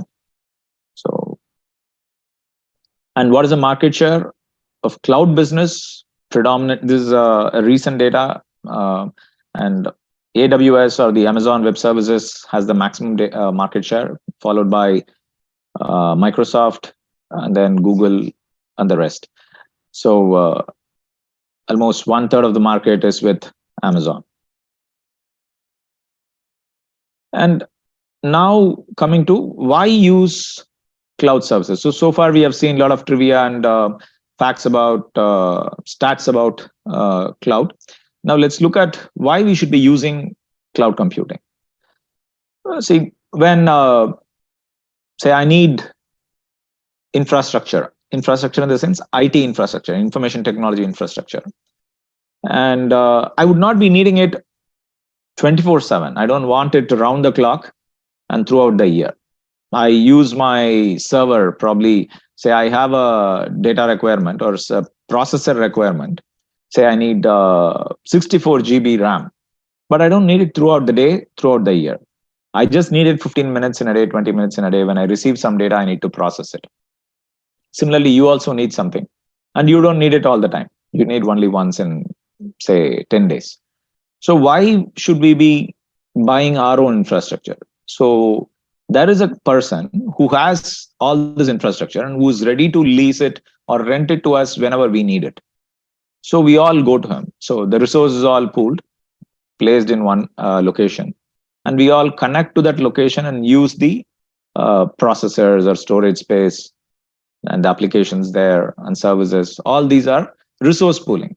So today, if all these companies would require system engineers to support, it's impractical.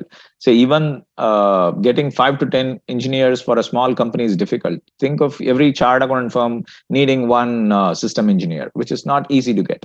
So today we are in a good spot because we can store our data in AWS or in Microsoft and let them handle it for us. We focus on our business. So resource pooling. And what do? They take care of all the data backup, full availability all the time. So we don't have to worry about whether data is safe, whether it is corrupted. Should I worry about replacing my hardware because it's old, or replacing the application which is running on the servers? All those are taken care by the service provider. And as I said, on-demand usage and flexibility. Whenever I need it, I can log in, I can pull how much ever processing power I need and process and come out. And I pay only for that pay as you go. So, and then, of course, Mr. Sridharan talked about DCP, DRP all this while. So, see, I don't know whether you are, many of you were there during the, say, the Twin Tower attack in the US in 2001, September 11 attack. So I see a lot of young CAs coming in, and they're all participating in all these sessions. They would have been in their schools, or they would not have, say, followed the news on what happened in the Twin Tower. But what happened was, one of the company which was operating on about 40 of those floors, they were providing services to a lot of customers across the world, and they had their process happening in 40 floors of the World Trade Center, which was hit by an airplane on that day. And because they had a remote center, hot site is one where you can go immediately start running. Cold site is where the data is stored, you need to go start it, prepare it, and all that. So these guys had a hot site few thousand miles away, and they immediately started providing the service as the quickest possible. So they were able to ensure business continuity when there was a say disaster that happened in say New York. They moved to a different state and started operating immediately. And of course, cost optimization, because you pay only when you use it. Say you need 64 GB RAM server. If you buy it, each core, say when you need cores in server processing speed, it's mentioned in core. Suppose it's SQL, 2 core, CORE core would cost about, say, 3 lakhs, 4 lakhs. And when you need 64 cores of processing, you need to be spending such a lot of money upfront. However, this is not needed if you are using a cloud, say, computing space. So you will access the space whenever you need it, and then log out and come. And they are going to charge you only for those few minutes or seconds you used it. They are not going to even round it off to the hour. Like those days when, again, I don't know how many of you know, we used to go to these browsing centers. We never had computers at home, or there were no phones. So to browse something, to say, even to download an application or download a photo from online for some project, we need to go and sit in a browsing center. And once you step in, you pay for the hour. They charge you 5 rupees, 10 rupees, 15 rupees per hour. You need to go into the browsing center and access and come out. And today, this is like similar to that, but they don't charge you for the hour. You take 30 seconds of their computing power. They charge you only for those 30 seconds. So that's how it is today. And there are flip sides to this. So since this cloud is in a remote space, it's not inside your office, it's not on your intranet. If it is on your intranet, you are good. If you have dedicated lines to that say server, then you are good. Otherwise, you need internet connectivity. So especially when you are working with the kinds of Amazon and Google, you need to have internet connectivity to connect to their service. Only then you can access. And when there is a problem, suppose one of your database is not working, or there is some system which is not, a virtual machine is not working right, you need to rely on ticketing systems. Say today, if in my office I have a problem and I have a system engineer, I'll drag him to my desk and tell him how urgent it is and ask him to fix it. But here it is not. You need to rely on their ticketing systems. They'll say that you are in queue, you are in the 70th person on the queue, you have to wait for another 3 hours before we can even attend to you, because they have shared support systems. And then comes your data. How critical is your data to you, your business? So if it is very confidential, then you need to have it with you.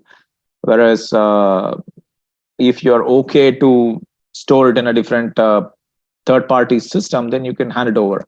So how to handle this? See, these are all some of the flip sides, but all these can be handled. Suppose you go for a private cloud with a dedicated direct line to that system, then you may not worry about it.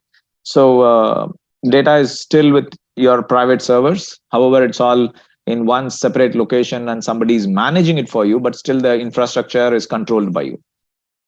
And up to some data movement, it's free, but beyond that, they charge you.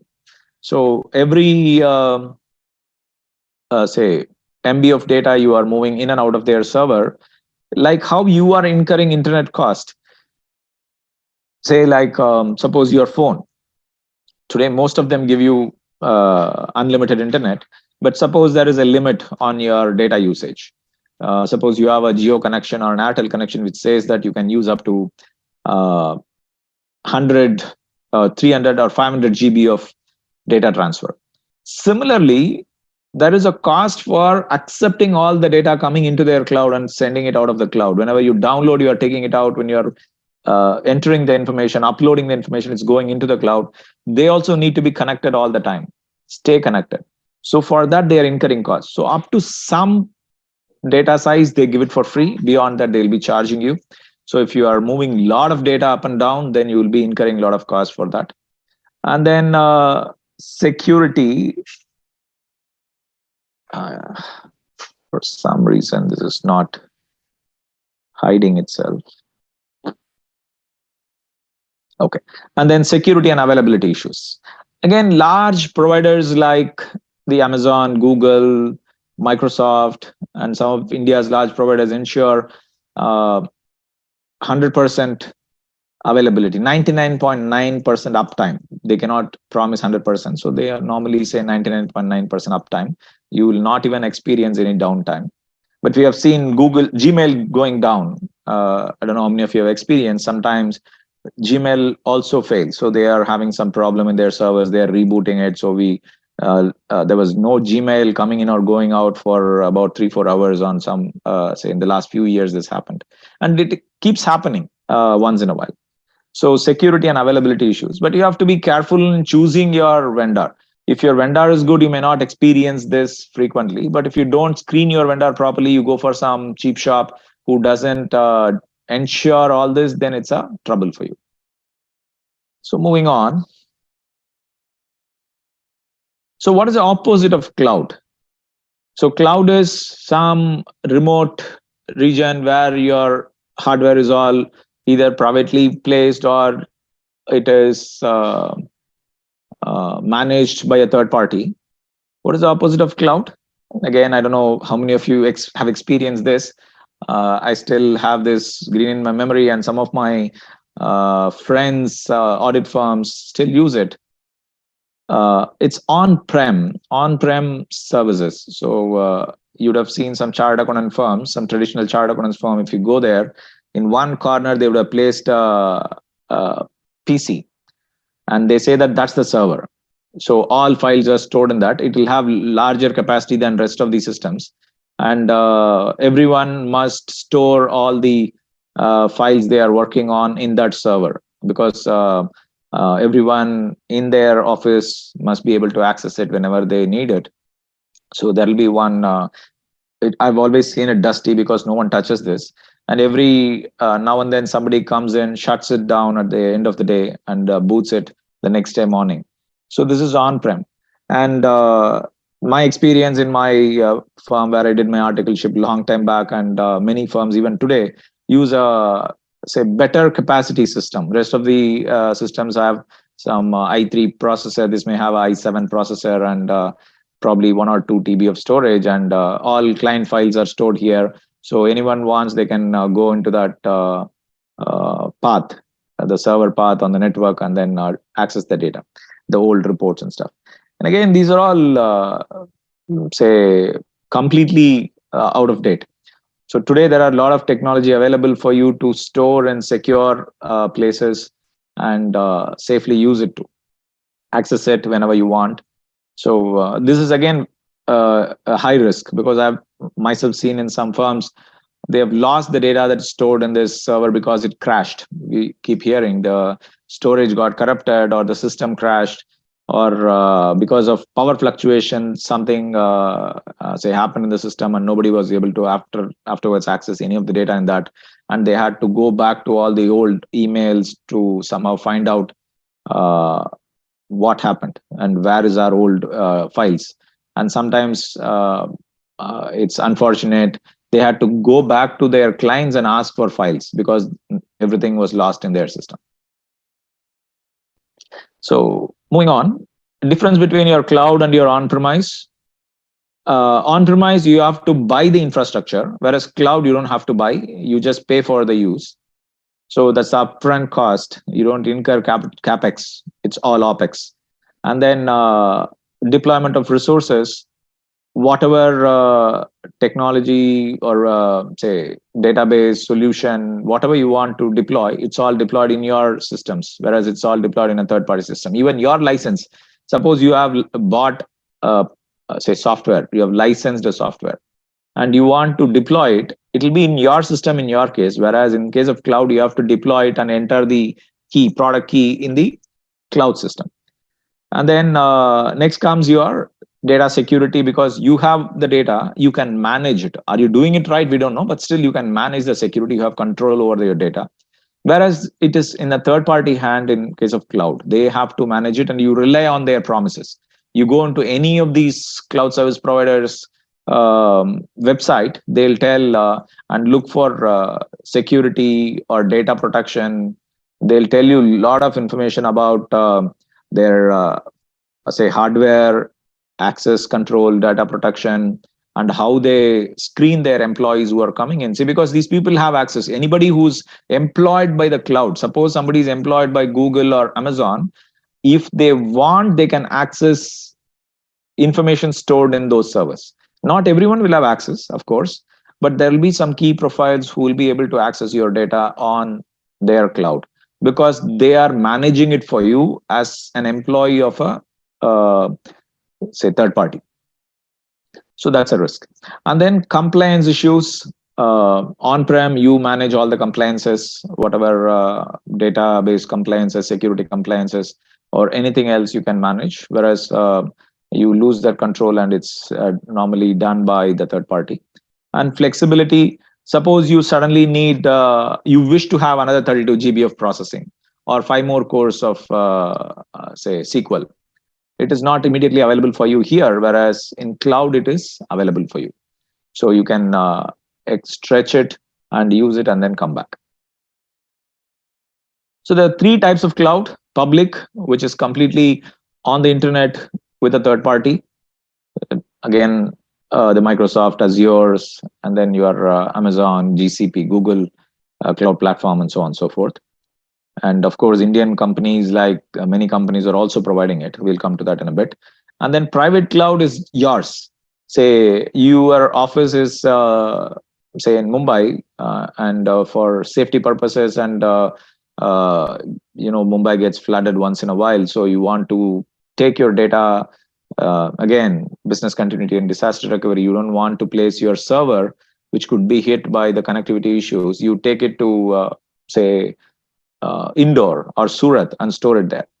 And you have a facility there where you store all your servers, which is your premise. You have your own physical security guard, and then system is well secured. You have your own employees sitting in that company, in that office, not a company. It's a separate office of yours, a branch where you have all your data.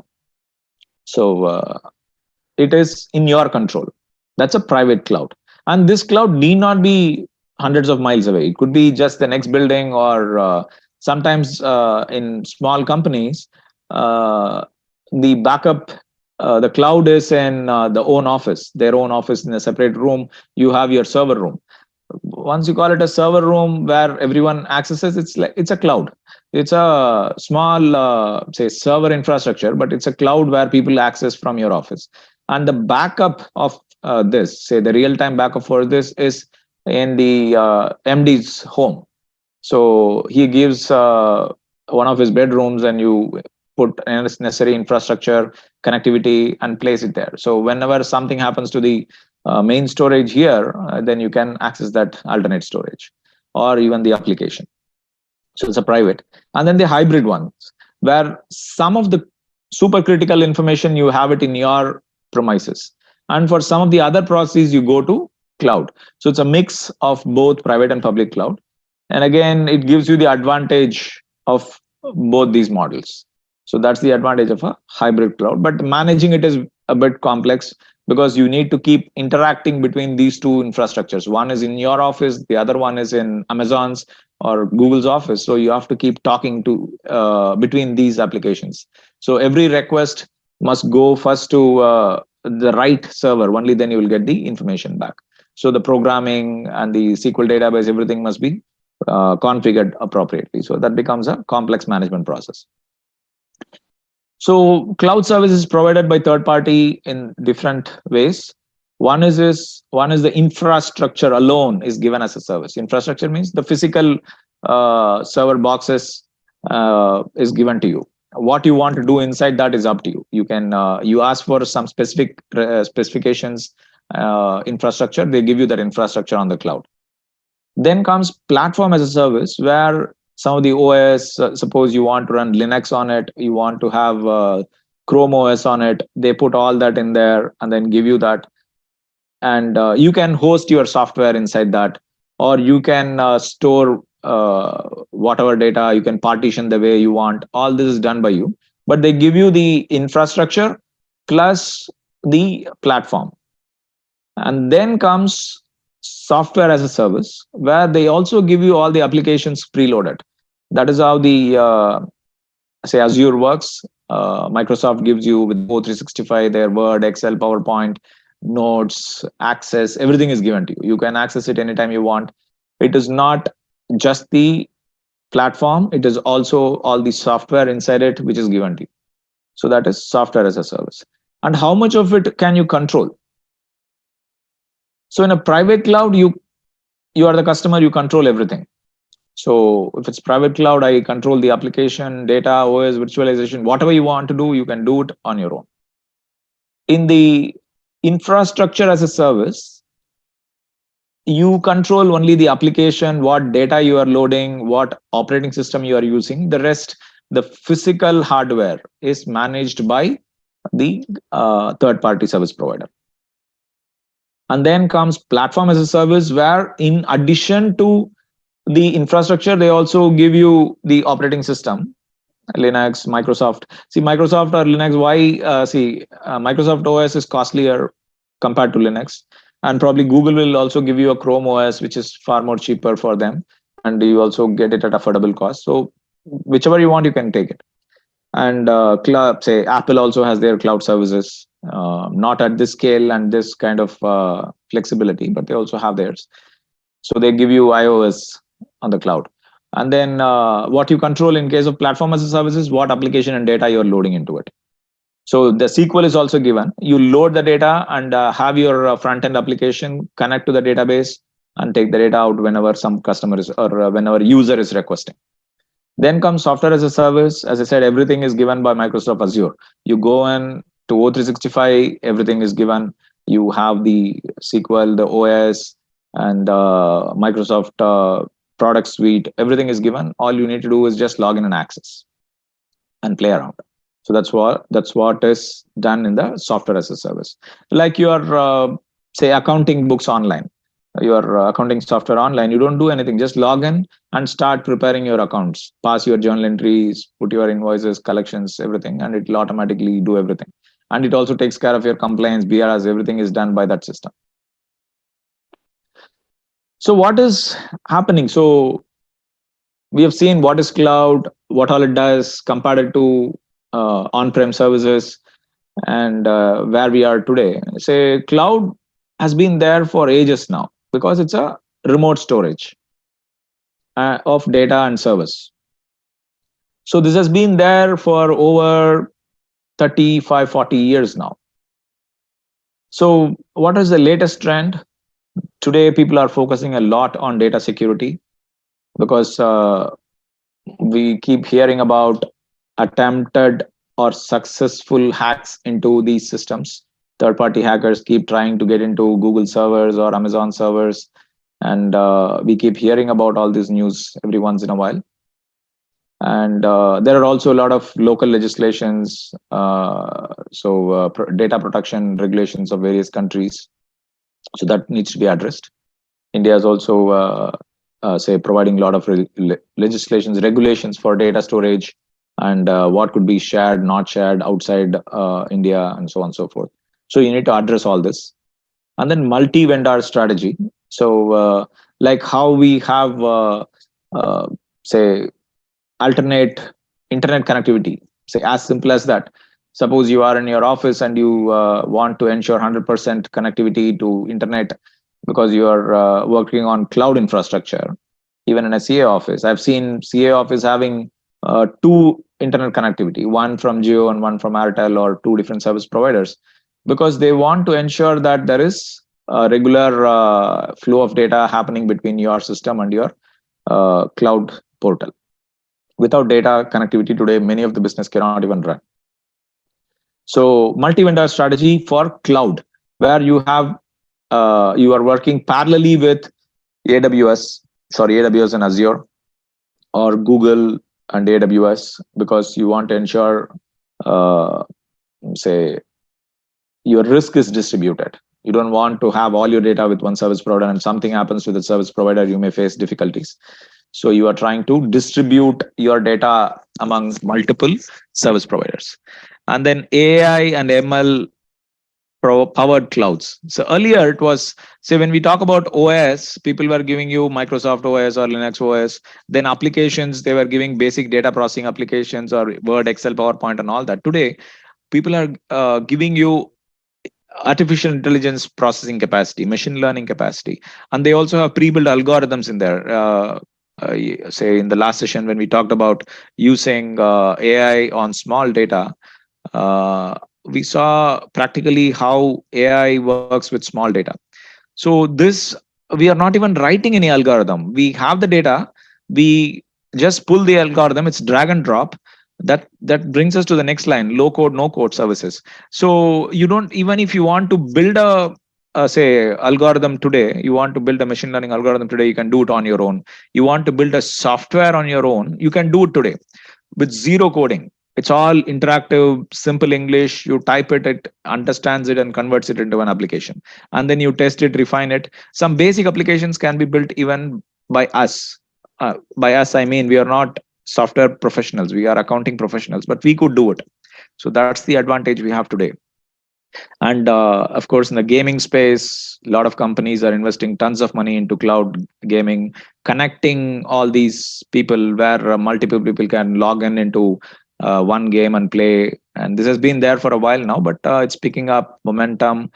Companies like Nvidia and Microsoft is all investing a lot of money into the space and acquiring a lot of gaming companies, strategic gaming companies, or these war game companies, and they're trying to bring people into one space and making it more exciting for the users. So that's the latest in the cloud. So now come to small businesses. Where I'm going to now is how, as a chartered accountant, you can understand cloud and use it for your own self, or you can recommend it for your own clients. Say when you recommend it for your clients, they are they'll ensure that it ensures that their business is running smoothly. They don't have to worry about that one computer where they have their accounting software license. Every time they have to log into that system, if there is a internet connectivity issue or the power is down, that system will not work. All this I've seen in small businesses. So they don't have enough power backup. So there is one system where all the invoices run and all the application for accounting and invoicing is in that particular system, and it goes down, then they are waiting forever. Whereas today, if you have it on cloud with your phone, you can generate invoices and email it to the other person. You would have seen many companies doing business just with their mobile phones, right? You go into large supermarkets and say all these large malls. People don't have even computers today. They roam around with their smartphone, and they are able to do their business with their smartphone. There is a printer on the network which just prints the invoice, and if you don't want to print it, it is just sent directly to your email. So that is how it is operated today. So you can recommend all this to your clients, so they are using cloud for their small business efficiently. Plus, of course, the initial cost is avoided. So you can scale and be flexible with the data, say infrastructure capacity. Say today you have 10,000 customers, and tomorrow you are increasing it to 20 lakhs.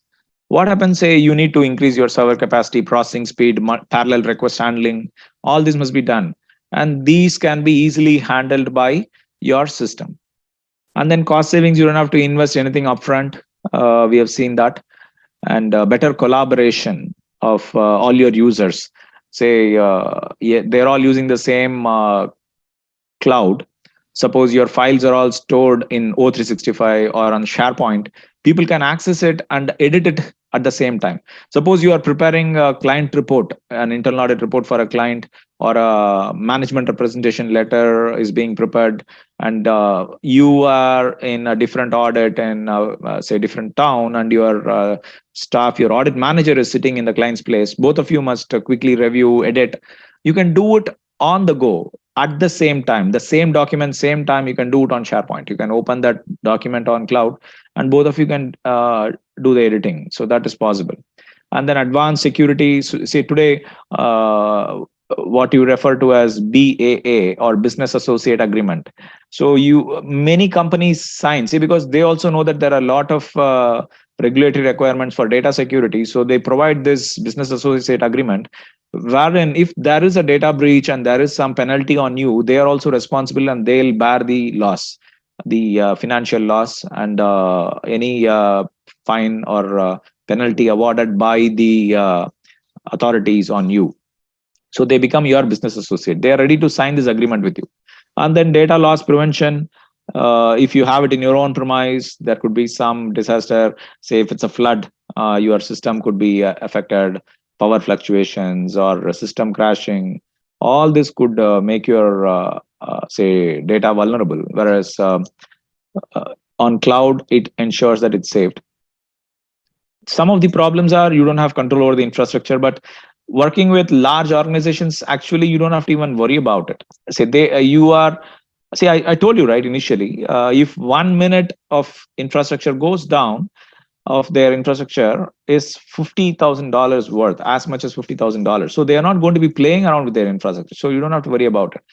This is a challenge because when you buy into Amazon and you are upset with the services or they are charging you too much. Again, I heard it from one of my clients. They tied up with Amazon. Initially, it was good, but with growth, they had to pay a lot more compared to what they would have incurred in Microsoft. So eventually, they had to come out of Amazon and move into Microsoft. But as a small business, the differential cost would not be that big. But for large organization, that's a problem. And then security and privacy, again, they are not going to play around. If they sign this BAA, they are going to be part of the loss. They are going to bear the loss. So you don't have to worry about it. Integration issues, again, when you have multiple applications, hybrid clouds, then connecting your system to the cloud and keeping it all the time integrated could be a problem. And then some unforeseen costs, which you never thought about. There will be some sudden upgrade. They may ask you to pay, otherwise they'll be kicking you out. All those are a problem. But say these are all not very prominent. These are mitigatable, or you can actually even avoid these by selecting the right service provider and negotiating your deal well. So, and again, are these complex to understand? I wouldn't say. See, the cloud engineer's work is maybe a bit complex. You will not be able to understand it as an accountant. Whereas all these things which are say the plus and minus of a cloud computing, you can understand and you can ask the right questions. So that way you get the right answers and you decide the right solution for your business or your client's business. So it's not just small businesses which are using cloud. Large fincos in the industry, finance industry are using this. Axis Bank is, say, all these people I think are using AWS cloud. So they're all on AWS. So Axis Bank, ICICI Lombard, Paytm, Upstocks, say everyone is in a different space, and everyone is using cloud facility. They are not using their own infrastructure. They rely on cloud infrastructure. So people are ready to take chances and invest in these. It's actually not today, in today's world, it's not even taking chance. It is a IT strategy. You can focus on your business. You don't have to worry about your IT infrastructure. It is the headache of somebody. So that's how this cloud service works today. And where can you support these? As I was telling, you can do the cost benefit analysis. You are on-prem, what is the cost? And to cloud, what is the cost? And then you can compare this cloud with premises based, and then tell them which is better. Say in the long run, for a large data storage and processing company, going to an Amazon or a Microsoft Azure, what you call it, TCO. TCO is total cost of ownership. So total cost of ownership over the lifetime of the company would be lot more. Instead, you can invest in your own infrastructure. So you have that advantage. So you have to decide which is better for you. Because subscription, suppose, say, think of it, you are hiring a laptop. The laptop company says this just 2,000 rupees per month, sir. You pay us 2,000 rupees, we'll give you a nice laptop. Oh, you look at it and say, oh, wow, that's a nice deal. And you are planning to use it for, say, 48 months. Then the cost becomes 96,000. Would you hire it for 48 months at 2,000, or would you rather buy a laptop at, say, 72,000, a good laptop?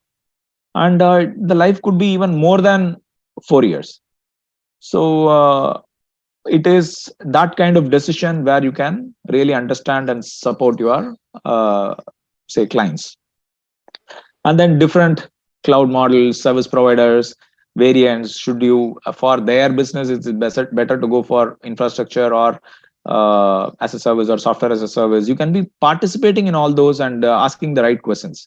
You can be adding value to the clients in those spaces. And then traditional facilities, migration from these traditional facilities, whatever the company is using, the old LAN and say infrastructure they are using, and should they be moving? Say, what are all the issues they have faced as a company in the last so many months or so many years? So bring that to a table and then discuss with them and tell them how they can support it. And then say how they can improve their IT infrastructure by moving to cloud. And then cloud-based solution implementation support. Because you understand it, you can be, say, general ability to understand cloud infrastructure is not that complex. So you understand the solution, you understand what is needed, then you can even run the project for the client. See, because many clients are not tech savvy and they don't understand nuances of project management.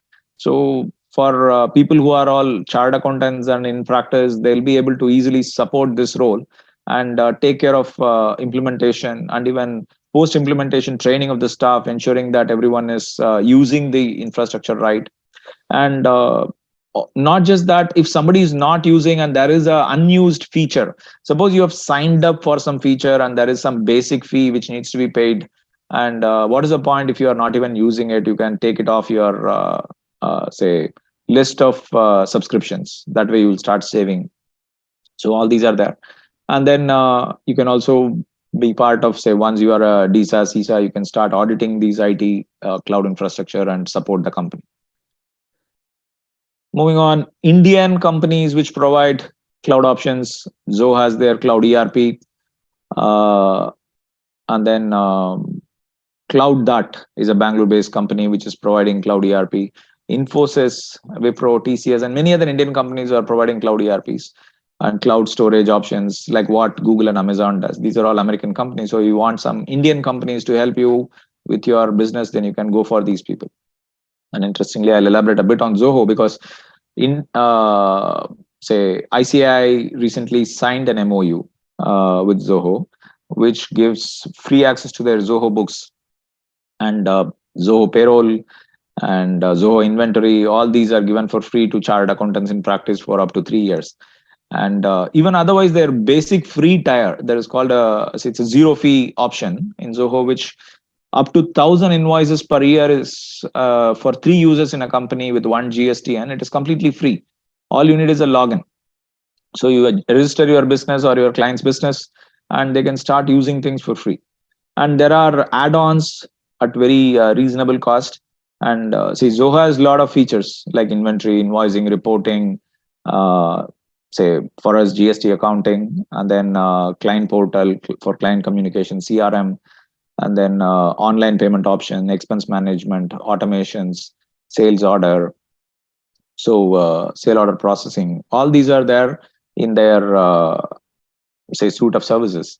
So you can take free option, or you can go for the low cost options where you don't have your numbers are a bit more, but say there are other tiers which are competitively priced. So you can look at these and recommend these.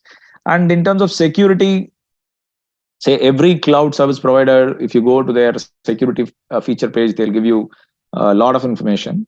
But in general, what Zoho offers is encryption at rest and at transit. So your data cannot be, even if somebody hacks into their server, the data is encrypted at rest, which means it is stored, nobody is accessing it. Even then it is encrypted. Nobody can understand what is written on those databases unless you decrypt it. And also in transit, when the data is moving from their servers to your desktop and back, then you will not be able to hack it and understand what is happening. And then single sign-on, you have your company logins. You can integrate it with Zoho logins. So the same user ID password can be used in Zoho as well. And then multi-factor authentication. It's not single factor, which is just username password, but there'll be a OTP, which is always sent, whatever you insist, all those can be included. And then role-based controls. You want your data entry person to, or accounting officer to just do the accounting entries, and you want the BRS to be done by a manager, and any large transactions to be approved by you. All those can be done in this system. And then there is a general logging of transactions, who did what, and you can audit it and review who did what. And then privacy, they are continuously working on improving privacy of personal data. So all these features are all provided even in India-based solutions. And again, these are all cloud-based. So you don't depend on that one system where something is installed and you have to log into that system or be in that network to access that software application. All those are not your problem. Today, you can just have a phone and the internet, you can work on Zoho Books. And you have a proper laptop or a tab, it is far more convenient. So, and now we have this MOU as well. So you can as well take advantage of it, or you can refer to your startup clients, small startup business, which are coming to you for advice. And you can also manage it. As a bookkeeper, you can manage the books of other companies as well in Zoho. Okay, in the interest of time, I think we have 20 minutes before 9. So private cloud, say earlier, we saw the Dusty say server PC, right? From there, I helped one of my friends' business to private practice to, CA practice to migrate to a private cloud. So we brought in a consultant to size the server and look at all the applications and security features required. And then we placed it in a room in the office with proper, say, tech support and infrastructure support, air conditioning, all this was done. And it became a lot more convenient for everyone across the country, wherever they are working, they can always log into the server and work, which was not practically possible earlier. Earlier, there was that one server system, a PC converted into a server, which was lying in one corner, and you will not be able to connect to it easily. Whereas this, with our virtual private network, all these were there. VPN access controls were all installed. So wherever you are, you can connect through this VPN to that server and access the data. Similarly, all your working papers, you don't have to save it on your desktop. wherever you're working. You can every day it is integrated to your online private cloud, so the data is getting updated there. And today, if you are okay with storing data, as I said, BA is being signed by large organizations like Microsoft and Amazon. So you can sign with them and then load the data into their service. And they have their, we saw the data farm locations. They have 3-4 cloud storage locations in India. So you don't have to worry about moving the data outside the country, because there are some restrictions on moving client data, accounting software, data backup outside India. So you can take care of all those as well. And then corporate email services on Google. Today, it's say everyone knows about Google Docs services. So Google for small business, you pay 125 rupees and you can create your own login, contact at yourownpracticename.com. So which was not that fancy a term. So a large CA firm with about 50 plus employees, long time back, I'm talking about long time back, I was able to migrate them into a cloud-based email application server. Again, traditionally, if you want for 30, 40 emails, you always needed an email server in your office and everything was going through that. Today, you don't need all that. You say all these large companies provide you with, say, Microsoft always gives you your, say, email access on Outlook, and Gmail with your own domain name, you can connect to Gmail. So all these are easily available services today. You don't have to even worry about it. And then adoption of OneDrive and SharePoint for data storage. SharePoint is where you parallelly edit a same document, store it in common space wherever you want. You can, whenever you want, and wherever you are, you can access it. That is one. And then expandable computing power on AWS. So we were working on large data size, and say we need a lot of computing power when we are running some of the AI algorithms. So instead of demanding all this from our internal IT infrastructure, we ended up using AWS, and it was able to give us the flexibility we needed and the speed we needed when we were processing millions of lines of data. And then the corporate server migration. Say I'm from Chennai, we had this flood followed by say the storm, and there was a lot of natural calamity at the time. Connectivity was gone, and even TCS had their in one of their large locations in Chennai, they had their data center in the ground floor, and up to first floor it was flooded. It was underwater. So it took a lot of time for them to recover from that disaster and be back in business. So we also ended up moving a lot of our data into multiple locations in 4 different states. And we also signed up with AWS and Microsoft Azure for having our application data and other file shares on cloud. So that was when cloud was also becoming a lot more available on third-party service providers' suite of services. So we were able to adapt those due to say, and we were forced due to this natural calamity that happened in Chennai, and we all faced say real business continuity issues. Okay, moving on. There is another case. Why go for cloud storage? See, there was this is a real case of a company. This happened sometime in the 2012-13 time. It was a large US-based healthcare company, and their shares were trading at about $25 per share. And one of their employees was carrying his laptop, and it was not encrypted, and he lost that laptop at the airport. And this contained 23,000 plus patient data, because it's a healthcare company. They had the patient data in that. And somebody accessed all this data from the lost laptop and made it public. And this became a nationwide news, and people were talking about data security challenges and all that. And you will see that the market price dropped. It was trading at around, before this disaster, as high as 27 rupees. And in a few months, it came down to 7. See, these are all say monthly numbers. If you go, and some of the months had significant impact on the share price. And even today, if you look up this company, it's still trading at around $8 per share. They were never able to go back to this number of 27. So because they have lost their credibility as a company after this data loss. So they had to sell the company, major portion of the company, to a different entity, and a lot of restructuring happened after this security issue. And another case, the NSE case where all the news channels were talking about this breaking news, is again a cloud location based issue. So NSE has their cloud storage or their data center, and co-location is large brokers are allowed to place their servers in NSE's data center to avoid data latency.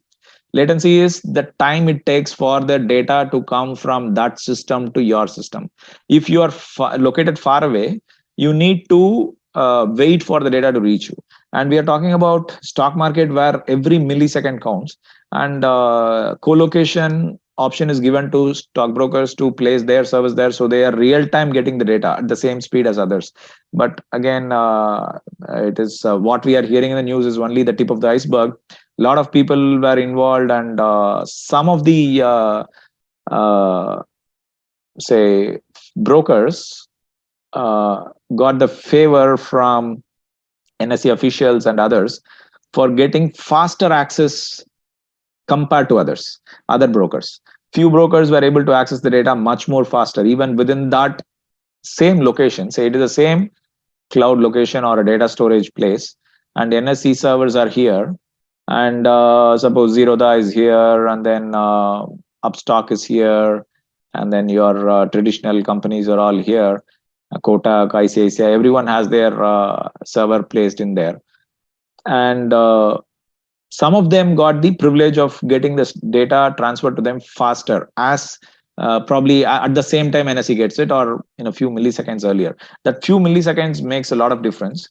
And if you know the penalty for doing all this, SEBI levied a penalty of not dollars, sorry, rupees 1,000 crores on NSE. NSE was asked to pay and collected. This was collected from NSE for this say illegal operation. They were taken, they were given, they were made to pay 1,000 crores as penalty, plus some loss and interest, which is being contested in the Supreme Court by NSE.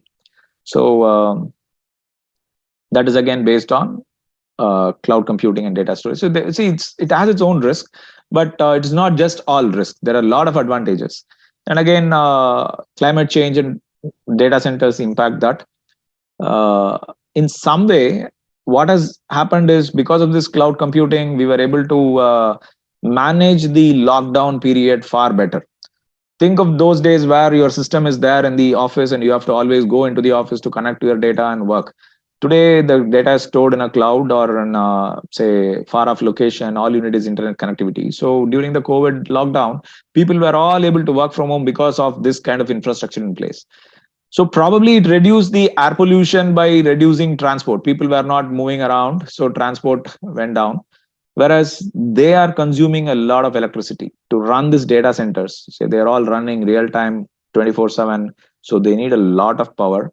And all these servers generate a lot of heat. Say you will see that server rooms are always kept at super cool temperatures, very low temperatures, to ensure, say, because these are your system. Think of your system. You're working on a large Excel during the GST return time. It will be very hard to even place it on the table. You touch it, your laptop is hot. So what do? You keep it in a cold place. If you're sitting inside an AC room, you'll not experience it. If you are sitting at your home and there is no air conditioner there, the system will be very hot when it's doing processing. Think of thousands of times of this kind of processing happen in a system. So it will be, say, the system will be generating a lot of heat because this motors inside that is running. Say the RPM, you will see the system's power is also defined in terms of RPM. So it is running at very high speed and it's generating a lot of heat. So you have to ensure that it is in a cool place.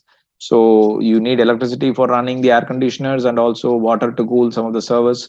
And the equipment keeps, say, failing, and you have to keep replacing. The regular wear and tear will be there. So all these are creating a lot of pollution. And if you look at the carbon emission, CO2 emission, aviation or the airline industry is now in the second place. because data centers took over the first place from them. They are the contributors of CO2 emission across different industries. 3.7% of all the CO2 emission is happening in data centers. These data centers are the cloud we are talking about. Then comes aviation, then comes shipping.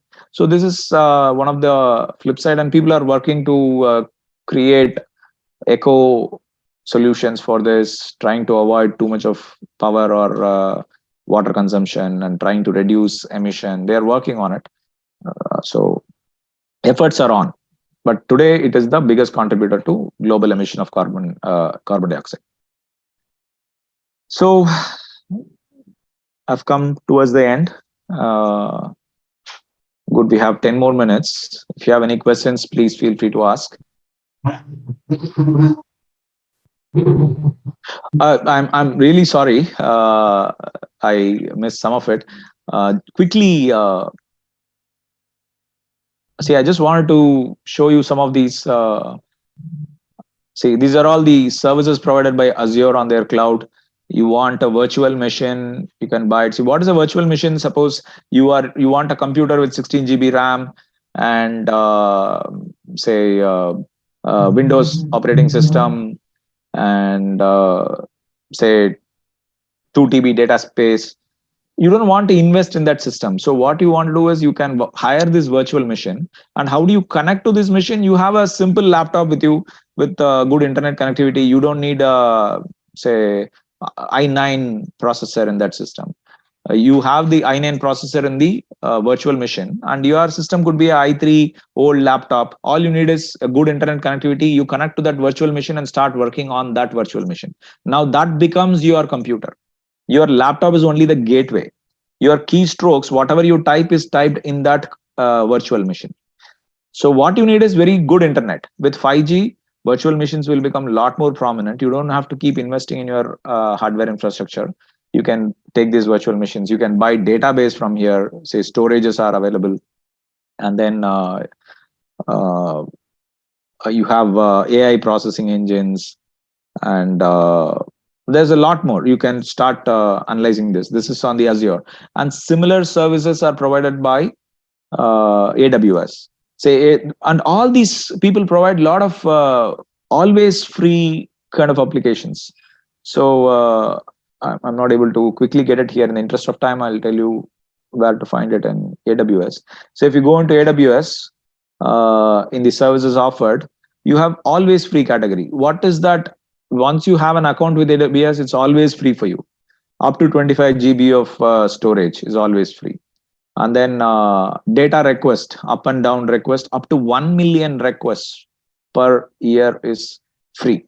So like this, there are a lot of free features. Say it's running into pages. So a lot of free features are provided by all these cloud computing.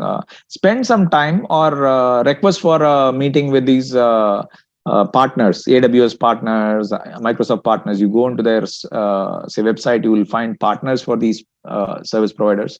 You can see, and then this is your Google Cloud.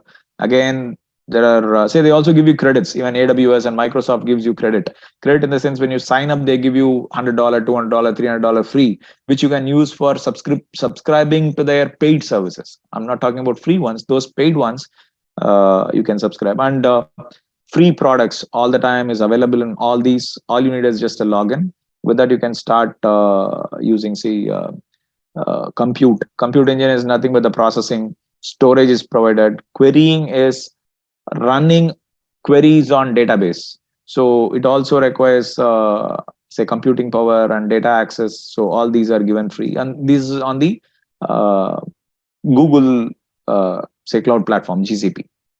So Microsoft, they call their cloud services Azure, and then AWS is for Amazon Web Services, and GCP is Google. So you can go to these websites, start exploring what these services are. And I told you this, showed you even the statistics. These three are the top service providers in the world. They control the market. So understand what these services are. Once you understand about these services, then you will be able to make say well-informed decisions for your own practice, as well as provide very sound technology advice to your clients, which will be really appreciated by your clients. Once you know this kind of information and you are able to solve their technology issues as well, they'll say probably start giving you shares also. You will become a partner in their business because they love your finance knowledge, tax knowledge, and now you're also technically very savvy. Then they'll want to have you in their business.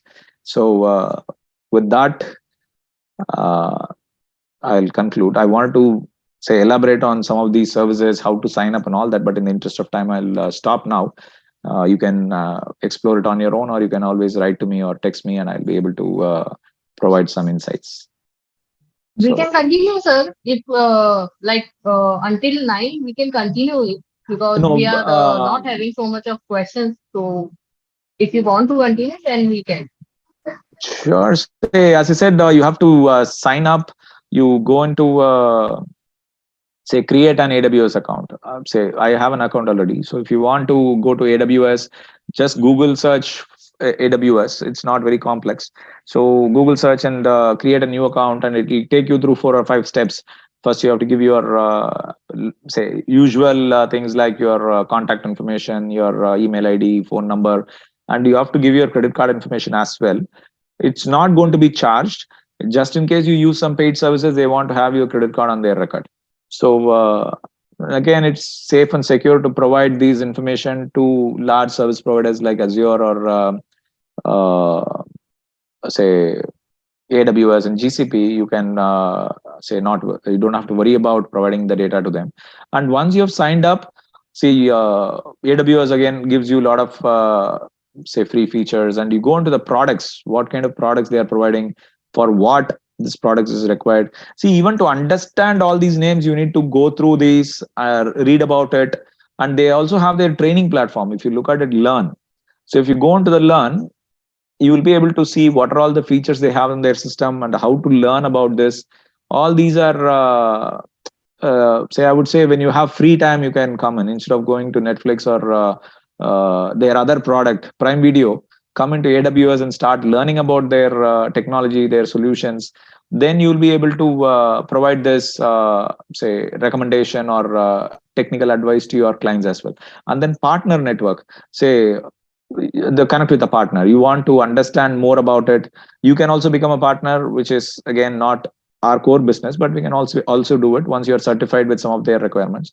If I want a partner, I can find a partner. What is that I want? I can always search based on the say type of service or location where my office is. I want to find somebody closer to my place, I can find it. So say for example, I want some understanding of Dynamo database. So this is their database platform, similar to SQL. So I want to find a AWS partner for this Dynamo database. I can always go in and look up, okay, this is a person who can help me with understanding this. And you can discuss your problems with them. They'll be giving you the solution, and you will be able to present it to your clients. So location, you can say training and delivery facility or partner here.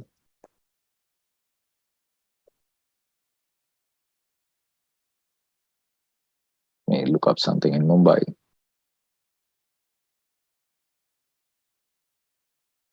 See probably the partner name, there'll be a location space here. They're still giving what are all the different types of solutions you are looking a partner for. So you can explore this. Say you can go through this. Yeah, location is here. Say Mumbai.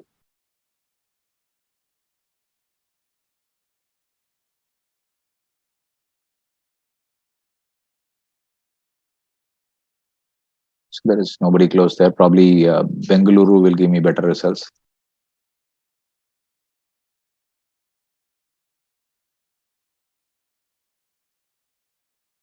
I'll take the Dynamo. So again, our India-based service providers are generalists. So you need to be very specific about your requirement, and you may have to talk to the consulting. Say, I'm not able to find the right service provider in any of these places. But if you go into a Google or Azure, you'll be able to find service providers. So you need to spend time on this application. So as I said, once you start exploring this, understanding what is being provided, how you can use it, and of course, you're all having your ITTs and your technology training, and many of you would have done your DISA. So you would have picked up, say, book-based knowledge initially. Now come to the practical space, look at all these services, and then understand how it will really help your own practice or your client's practice, and then get into that space. And you can also start doing your say, once you understand it well, your audit also becomes a lot more say, easy. You can use a lot of technology say, based solutions for your vouching, for your analysis. Say there'll be Power BI on the cloud, so you can use visualization tools like Power BI for visualizing your reports or your financials, doing your initial analytical procedures during your audit. When the data is large, you can refer it here and start doing the work here on your virtual machines, which has a lot of capacity. You run some, say, suppose there are 1 lakh line items in your PC, it will always be difficult to run it. Whereas when you have a virtual machine, and again, one virtual machine, multiple people in your office can use it. It's not just one person who's going to use it. Say when you need it, you are using it, and once you have logged out, because it's pay as you go and it's always available, I'm using it for a while, then some of my team members want it, they can log in whenever they want and start using it. So once you understand what is being provided, you will be able to connect it to the business problems you have, and you'll be able to find solutions. Probably each CA firm can have that one virtual machine on Microsoft Azure. So one virtual machine to handle large data size. Whether it, say, even if you run some download some data from Tally and load it into your Excel, it'll slow down the Excel. Whereas if you move it to say, system with very good processing speed, then you'll be able to handle the data far more better and do the work quicker. So you can think about all these options. And of course, you can do away with your file server on the office, and don't store it on external hard drives. I know one of my colleagues lost it in an airport.